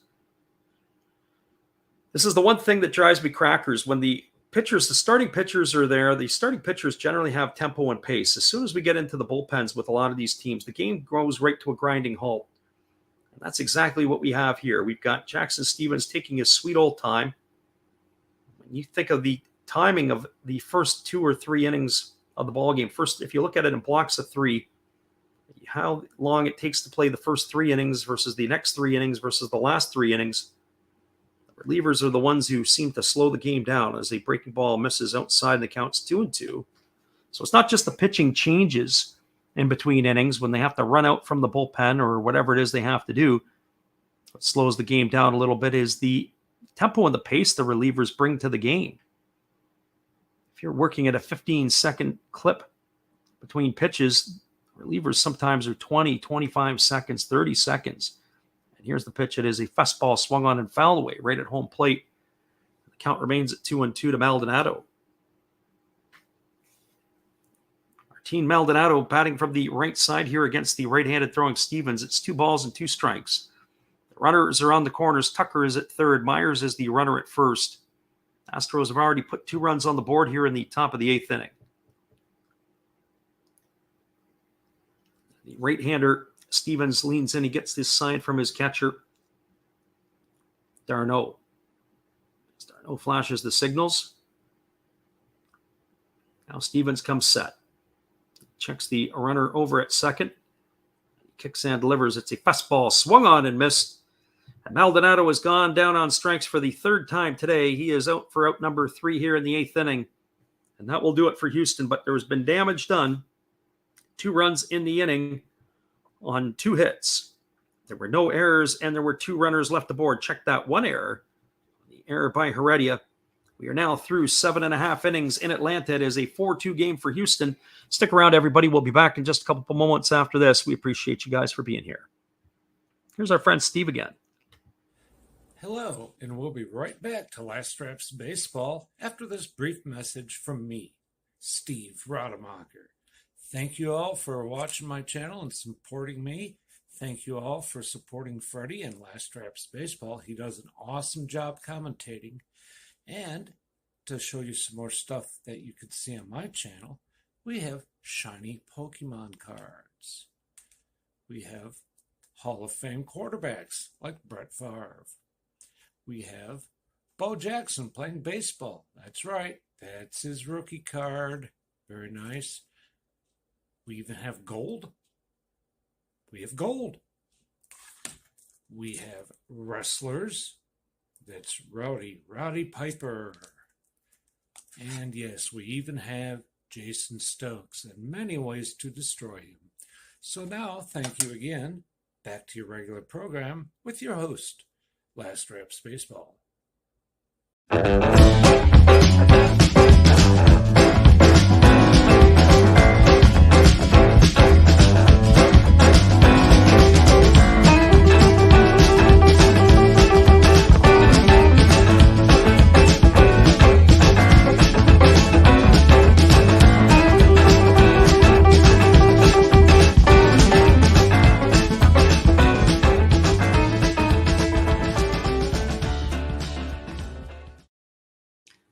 Welcome back, everybody. Slated to come to bat for the Braves in their half of the 8th inning. It's going to be Robbie Grossman, Ronald Acuna Jr., and Dansby Swanson. We're just getting the update here as it looks like that Jose Urquidy's day is finished. As the Astros are going to the bullpen, it is going to be Rafael Montero who is coming on in relief Another pitcher used yesterday by the Houston Astros. 52 games on the year, worked 49 and 2/3 innings. He's walked 20 and struck out 52. So Montero brings his 2.54 ERA to the hill with him here, as he is going to be facing the 9-1-2 hitters for the Atlanta Braves. So Grossman steps up to the plate. He's 0 for 2 today. He's flown to center and popped out to first. The deadline deal with the Detroit Tigers, Robbie Grossman gives the Braves another veteran bat and presence in their lineup. He was flipped to the Tigers, or from the Tigers, for Chris Anglin, a minor league pitcher. There's a fastball taken for a called strike, and the count is 0-1. A low-level minor leaguer flipped for Robbie Grossman, as he has made his way to Anglin. There's a fastball that misses outside, and the count is now 1-1. Of course, as Anglin has joined the Tigers organization, he's struggled in his brief appearances. He's worked 5 1/3 innings, allowing 5 runs, actually allowing 6 runs in that time period. So there's a fastball that misses outside. The count is 2-1. Typical Detroit. I think that had to be one of the last moves that Alex Avila had made as the manager of the Tigers. 2-ball strike to Grossman. Montero kicks, and he delivers. It's a fastball that misses upstairs. The count is now 3-1. So 3 balls and 1 strike. Reminder, after this one's done, we'll give you the out-of-town scoreboard, and we'll get you all caught up on all the action around Major League Baseball. So here comes the 3-1 pitch. It's a fastball swung on. It is lifted foul. It's behind home plate, and the count now runs full to Grossman. So 3 balls and 2 strikes.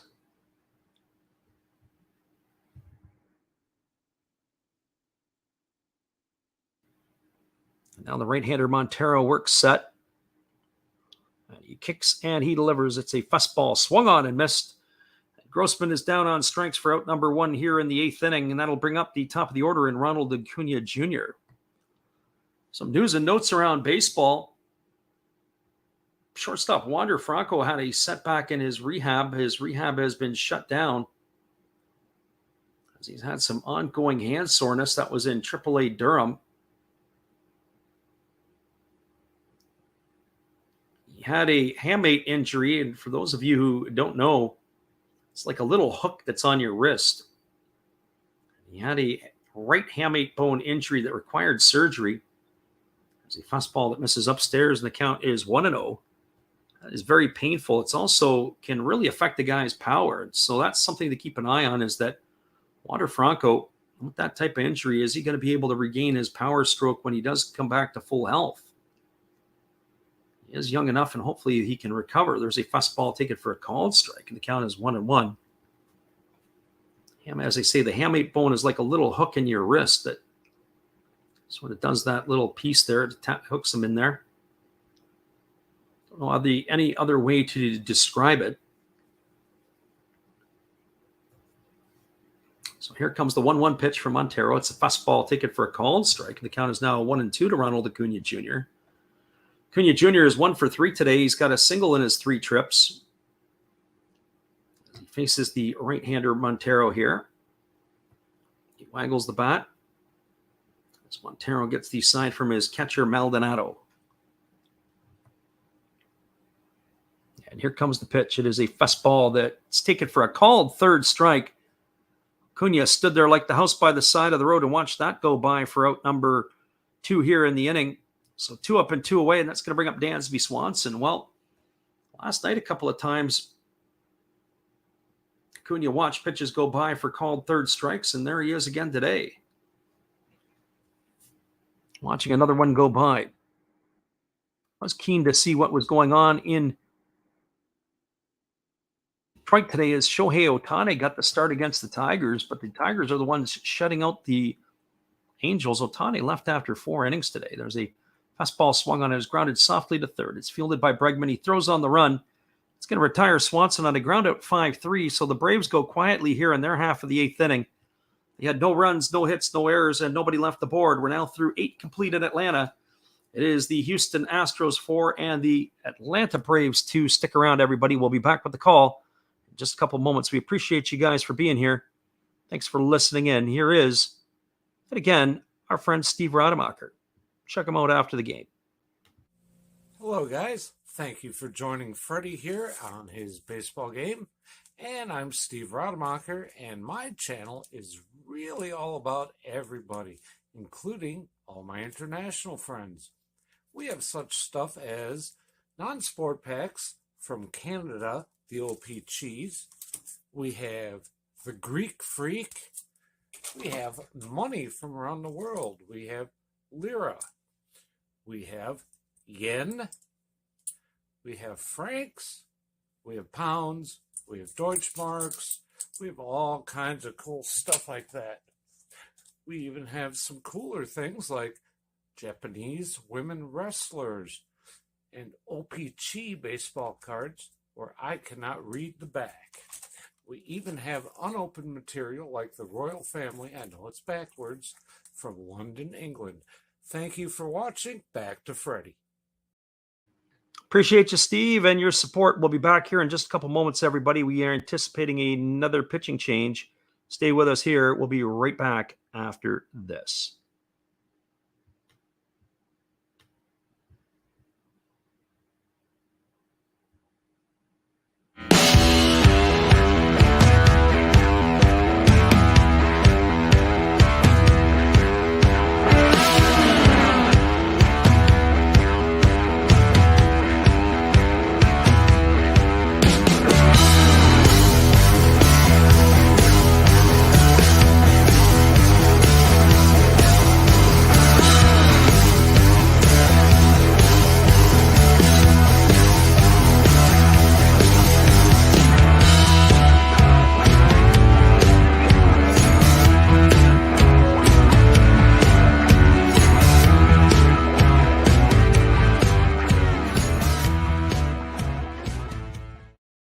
Welcome back, everybody. Jackson Stevens coming out for his second inning of work, delivers a first pitch fastball, take it for a call, strike by Mauricio Dubon, and the count is 0-1. Now it's a fastball swung on and fouled away, and the count is 0-2. Dubon, Gurriel, and Alvarez here to face the right-hander in the top half of the 9th inning. Dubon today is 1 for 4. He's singled in 4 trips. He's also flown out to right field twice and once to center field.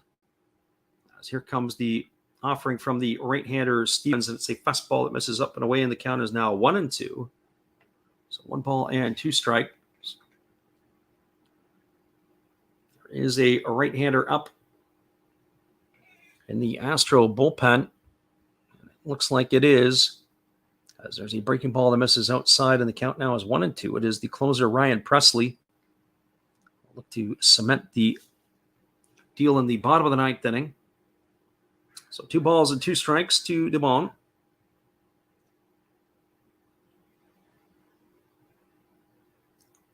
Right-hander Stevens back to work. He delivers a fastball that misses outside. The count is now 3-2. So 3 balls and 2 strikes. Jackson Stevens, in his first year with the Atlanta Braves, spent last year with the, well, he's out of the big leagues for the last 3 years. He was in 2018 last with the Cincinnati Reds organization. Here comes the pitch. It is a fastball swung on. It is grounded up. Base hit. It's going to be a leadoff single here for Dubon. That's the second hit he's had in the ball game. That is going to bring up the first baseman, Yuli Gurriel.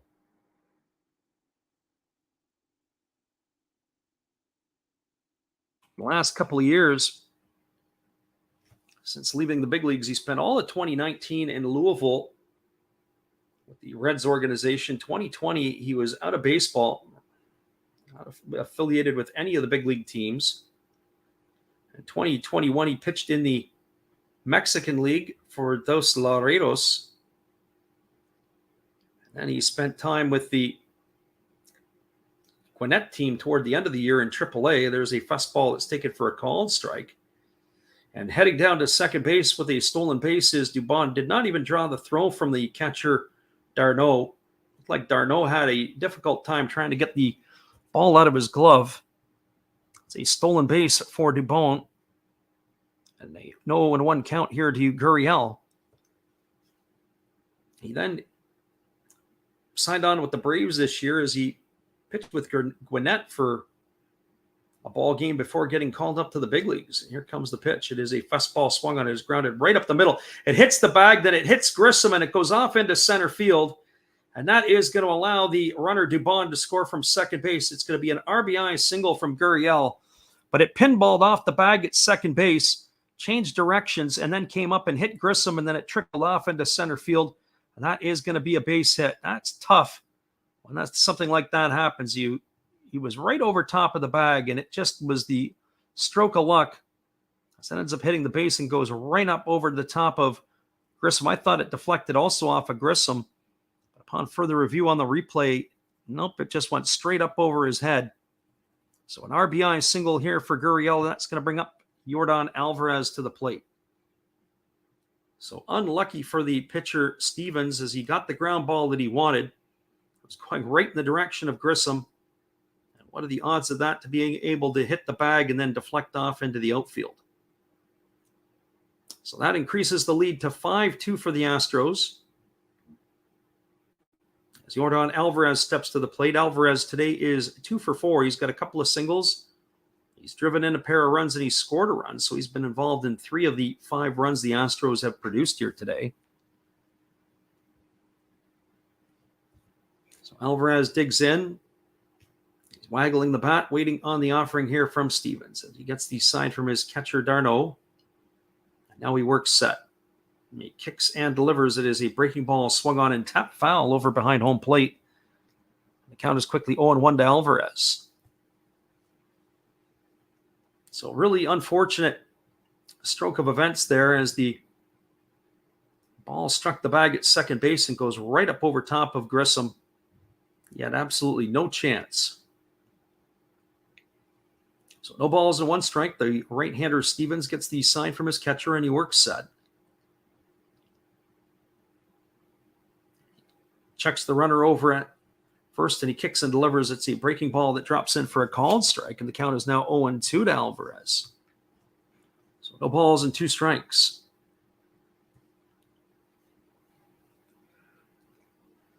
So the Braves, who were hoping to make a comeback here, they're now down by a field goal. They're going to need to string some hits together in the 9th inning if they're going to have a chance. And doing it against Ryan Presley, it's going to be a tall order. As time has been called by the catcher, Travis Darno.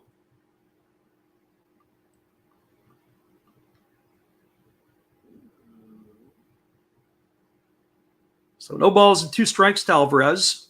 He waits here on the offering from Stevens. There's nobody gone here in the top of the 9th inning.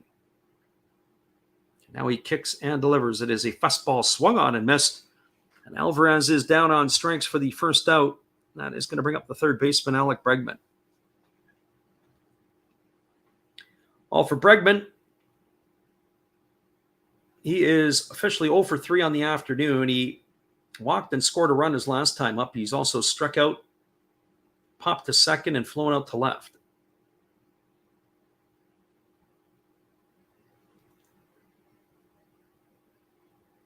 So Stevens gets the sign from his catcher. He could be a double play candidate here, Bregman, if they're able to induce a rollover.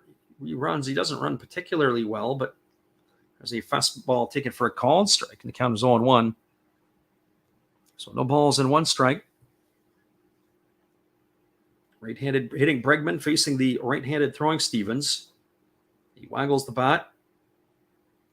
Waiting on the offering here at 0-1. He comes set now to Stevens. Checks Gurriel at first.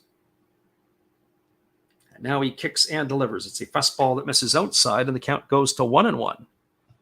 So 1 ball and 1 strike. Once this one is over, we'll give you the full recap on all the games that are on the out-of-town scoreboard. So hopefully we can bring you all that stuff here today. The full slate of games that are going on. Only one game that is going to go later, and that is going to be the game from Williamsport between the Red Sox and the Orioles. There's a fastball swung on. This is lined into deep right field. Moving over on it is Heredia. He makes the catch, and that is going to retire Bregman.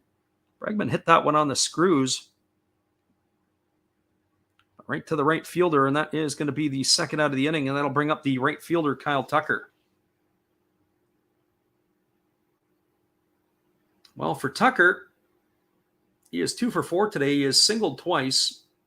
He's also struck out and grounded out in his 4 trips to the plate. So 2 for 4 on the afternoon. On top of it, Tucker has also got an RBI and a stolen base. He has brought his average up to 260. So here comes the first offering from the right-hander Stevens. He kicks and he delivers. It's a breaking ball that misses way upstairs, and the count is 1-0. So 1 ball and no strikes.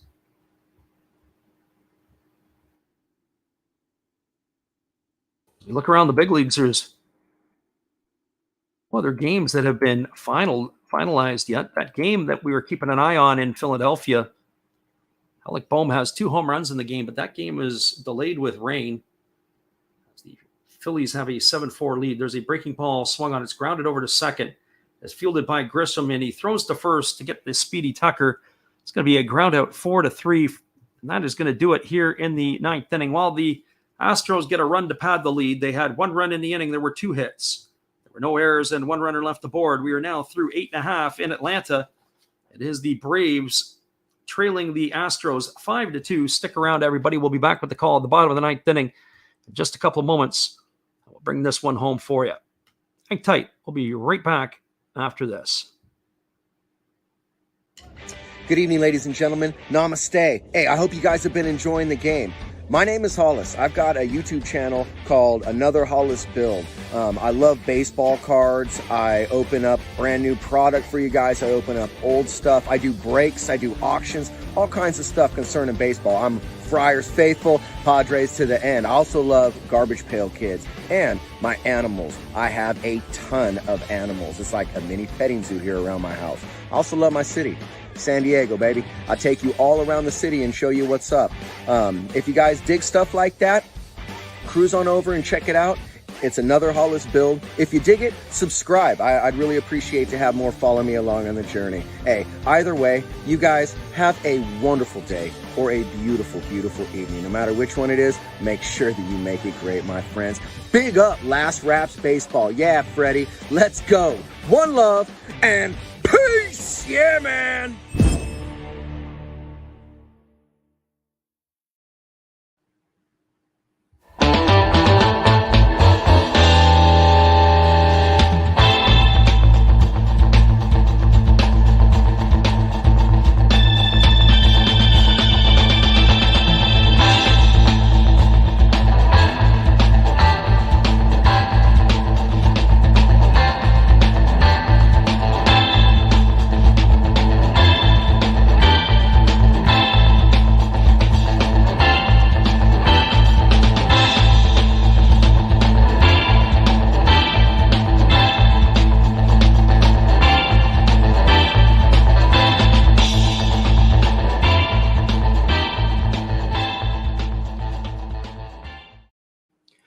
Welcome back, everybody. We are moving to the bottom of the 9th inning, and it is going to for the Houston Astros. It'll be third pitcher used tonight for the Astros here. It's going to be Ryan Presley, as he is coming on in relief of Montero, had relieved Urquidy. Presley on here is making his 39th appearance. He's worked 36 and 2/3 innings. He's allowed 24 hits. He has walked 9 and struck out 45. He's got an ERA of 2.7. First pitch is a 95-mile-an-hour fastball taken for a called strike. The count is 0-1. Austin Riley, Matt Olson, and Travis d'Arnaud here to face him in the 9th inning. The Braves are down by 3. It's a 5-2 scoreline as the Astros extended their lead in the top of the 9th with that run to give them that 3-run cushion. There's a fastball swung on and missed. The count is now 0-2. The Braves need base runners. They're going to have a chance to get back into this one. Riley today struck out, flew out to right, and popped to third in his 3 trips. As he's waiting on the 0-2 offering here from Presley, who kicks and delivers. It's a breaking ball that misses down and away. The count is now 1-2. So 1 ball and 2 strikes to Riley.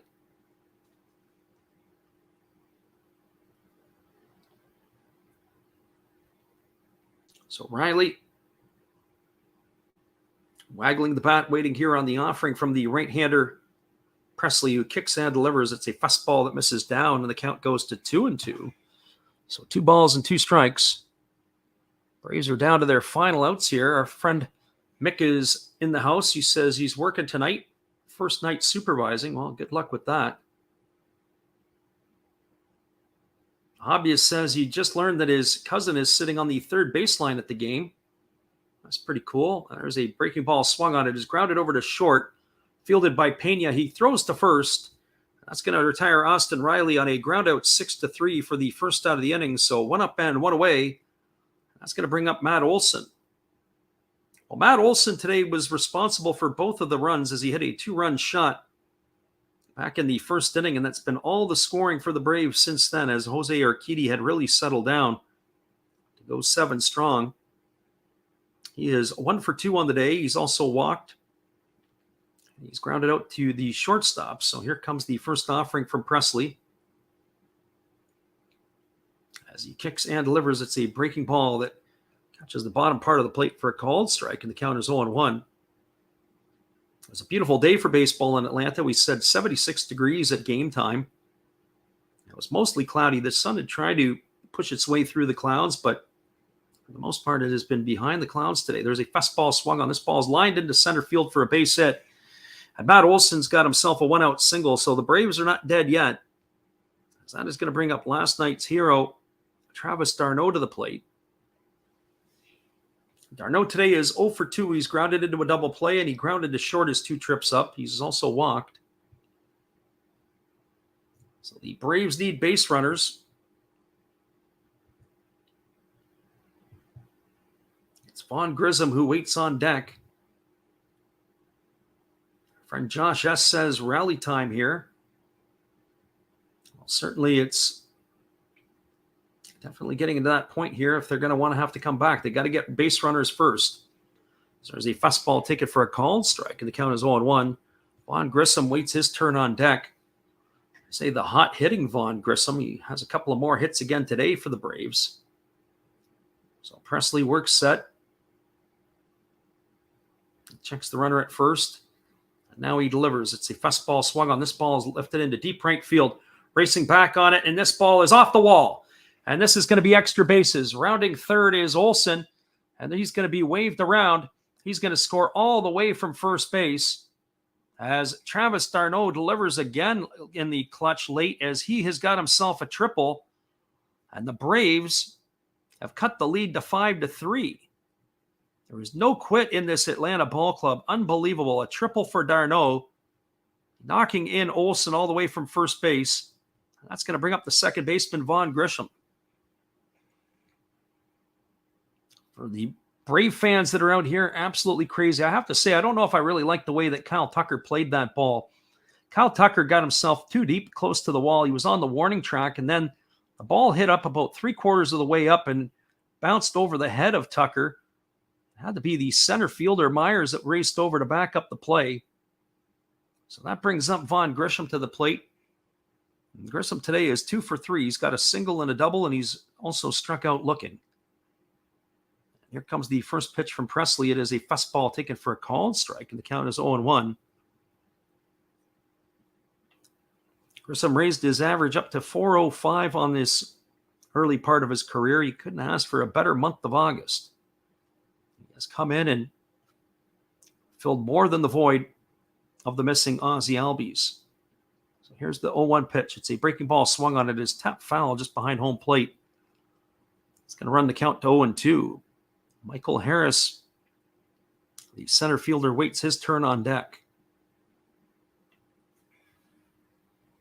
So no balls and 2 strikes. Presley is way up as Grissom is in the hole. As Grissom waggles the bat, waiting on the offering here from the right-hander Presley. He checks the sign from Maldonado, and he works set. He checks the runner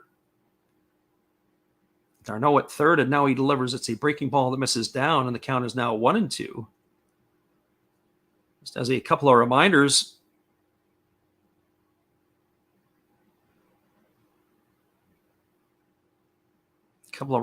here tonight. We are going to be giving you the wrap-up after this one is done of all the scores around Major League Baseball. It's 1-2 Devon Grissom as Presley comes set. And now he kicks and delivers. It's a fastball swung on. It's rolled softly over to short. It's going to get the run in from third as Grissom's going to do his job. That's going to cut the lead to 5-4. That's going to go in the books as a ground out 6-3 for out number 2. He gets an RBI. That'll bring up the center fielder, Michael Harris. At least it's scheduled to bring up Michael Harris. From the hobbyist says he picked up his minor league card from Clint a couple of weeks ago. Wow, good for you. That's, being a Braves fan, I'm sure you're pretty excited about that stuff. So here comes Michael Harris, the second to the plate, ready to face the first offering here from Presley. It's a 5-4 ball game, and Presley delivers a breaking ball that's waved at and missed. The count is 0-1 to Harris. Harris tonight 0 for 3. He has struck out twice and bounced into a fielder's choice his 3 trips to the plate. On the season, he's seen his average dip to 284. So the right-hander now kicks and delivers. It's a fastball swung on. It is grounded over on the first base side. It hits the bag, but it was fouled off the foot of Harris. And that is going to all go for naught. So no balls and 2 strikes to Harris. So the Braves are down to their final strike. The Braves fans are pleading to the gods above the clouds, looking to be able to keep this one alive. So the right-hander holds set, and here's the 0-2 offering. He kicks and delivers. It's a breaking ball swung on and missed. And Maldonado is going to apply the tag. And that is going to retire Michael Harris for the third out here, and that is going to do it in the ball game, everybody. Well, they made it interesting, did the Braves, in the bottom of the inning. They had 2 runs in the inning. There were 2 hits. There were no errors, and there was nobody left aboard. Your final score from Atlanta, the Houston Astros 5, the Atlanta Braves 4. Stick around, everybody. We'll be back in just a couple moments. I'll give you all the out-of-town scoreboard and wrap this baby up. Appreciate you all for jumping in. Make sure you hit the subscribe button. Don't forget to give us a thumbs up when you can, and we appreciate you guys all for being here. Hang tight. We'll be right back. Hey, everybody. Thanks for checking out the game and Last Raps Baseball. It's Dave's Zero Thought Sports Card. If you like pack openings, baseball, all that good stuff, check us out. Drop a comment on our channel this month to win a mystery pack of cards. All you gotta do is say Last Rap sent you to be entered. And we'll drop a video later on this month announcing the winner. Enjoy the game. Appreciate you, Dave. A couple of programming reminders. Tomorrow we'll be back on the airwaves again as we are going to be doing the game between the Los Angeles Dodgers and Milwaukee Brewers. It'll be a 7:10 Eastern or 7:10 Pacific, a 10:10 Eastern start on that one. Then on Tuesday and Wednesday evening, North American time, we're going back to the Japanese League, 9 o'clock Pacific or midnight on the East Coast. It's going to be the Hokkaido Nippon Ham Fighters and the Saitama Sibu Lions, so early starts on that. And then right now we have on the slate, we have the Yankees and the Athletics on Thursday, but that one is up in doubt. I'll have to see how the things go during the week because I've got to be packing for a flight to head on out of here. So that is probably where we're going to be at. We're going to have to wait and see. So our friend, the hobbyist, we appreciate him and everybody else for listening in. We'll wrap this one up by giving you the out-of-town scoreboard as we take a look around the big leagues, as most of the games are still underway, but we do have a couple of finals that are now trickling in. The first final that we have is from Detroit. The Tigers knocked off the Angels 4-0 today. It was Eduardo Rodriguez picking up the win. He's 2-3. Shohei Ohtani takes the loss. He is 10-8. Riley Green hit his 4th homer of the year. That was a leadoff shot. I guess it was a moonshot. We're going to have to go and look at the highlights. So if you get a chance to see that, check it out where you can. It is a final now in Tampa. The Rays knocked off the Kansas City Royals 3-2 today. Armstrong got the win. He's 2-1. Quest takes the loss. He's 2-2. Fairbanks got the save, his 4th. Betancourt got his 7th homer of the year for Tampa. Other games that are still going on around the MLB. The Yankees are ahead of the Blue Jays 4-2. That game is in the top of the 9th inning. Merrifield is homered for the Blue Jays. Benintendi is homered for the Yankees. Other games around and about. It is the Rangers with a 1-0 lead over the Minnesota Twins. Marcus Semien hit his 19th homer back in the 4th inning. 1-0 Rangers over the Twins. At the bottom of the 2nd inning, the Seattle Mariners are trailing the Oakland Athletics 1-0. And that game is early on in that one. In the National League, we have a couple of games that are, a lot of games still going on. The Philadelphia Phillies have a 7-4 lead. That is in the 6th inning against the New York Mets. That game has been delayed by rain. Alec Bohm has 2 homers in that game. He's got 10 on the year. The bottom of the 8th, the Cincinnati Reds have a 9-5 lead over the Pirates. It is Jake Fraley who has hit his 7th, and Mike Moustakas his 7th for Cincinnati. They are still it is Pittsburgh batting in the bottom of the 8th. Top of the 8th inning, the Milwaukee Brewers have tied it up against the Chicago Cubs. It's 2-2. Brewers scored 2 in the 7th. And it is currently, they are batting in the top of the inning. It is Rowdy Tellez and Keston Hiura who had back-to-back solo shots for Milwaukee in the 7th. Ian Happ hit his 13th of the year, and Seiya Suzuki hit his 10th for the Cubs. The Rockies and the Giants are all tied up at 2. For the Rockies, it was Severin who hit his 6th of the year. That game is in the bottom of the 6th inning. At the top of the 2nd inning, the Dodgers have the lead over the Marlins 1-0. That game is early on there. Also early on is Washington and San Diego all locked up at 0s. The St. Louis Cardinals have a 3-0 lead over the Arizona Diamondbacks. That game is in the bottom of the 2nd inning. Lars Nootbaar has hit his 7th homer of the year for the Cardinals. Once again, to wrap up this one, everybody, the only interleague game that was being played was the Astros and the Braves. What a great ball game this was. It was a 5-4 final. Astros 5-10-0. The Braves 4-7-1. Braves got things going in the bottom of the 1st inning when they scored 2 runs on a 2-run homer with 2 out by Matt Olson. But the Astros pecked away, chipped away, and took the lead and had the lead all the way for the rest of the ball game. He was a Chas McCormick singled to lead off the 3rd. With 2 outs, Mauricio Dubon singled. And after a Yuli Gurriel walk, it was a Yordan Alvarez 2-run single that tied the ball game at 2. And then the scoring stayed that way all the way to the 8th inning. And in the top of the 8th inning, Yordan Alvarez singled. And then Alec Bregman walked. And then a single for Kyle Tucker knocked in Alvarez. That made the score 3-2. Jeremy Pena then stepped up and hit a sacrifice fly to knock in Alex Bregman, and that increased the scoreline to 4-2. Well, in the top of the 9th inning, the Astros got themselves a much-needed insurance run. A leadoff single by Mauricio Dubon. And then it was, after he stole second base, a single by Yuli Gurriel increased the scoreline to 5-2. But the Braves weren't dead, as they never say never. With 1 out, it was a single by Matt Olson, and then Travis d'Arnaud tripled off the right field wall. And that scored Olson to make the score 5-3. Vaughn Grisham hit a ground out that scored d'Arnaud, and that made the score 5-4, but that's how it ended. Your final score is the Houston Astros 5 and the Atlanta Braves 4. The win on the ball game. And this one here is going to go to Jose Urquidy. He goes to 12-4. Ryan Presley gets his 25th save. Dylan Lee takes his first loss of the year. He drops to 3-1. Once again, everybody, we appreciate you all for listening up, including Mick in here in the house, the hobbyist, everybody else who popped in. We got Braves fan 123. Thank everybody for stopping in here, guys. That is your wrap up on this one. Reminder again, tomorrow, don't forget to hit the sub button or the bell notifications. Will be on tomorrow as we're going to do the Dodgers and the Brewers out on the West Coast, a late start. And then we got Japanese action in the midweek and everything else as well. Thanks again, everybody. Have yourselves a great night. We will see you guys again soon. Take care, everybody.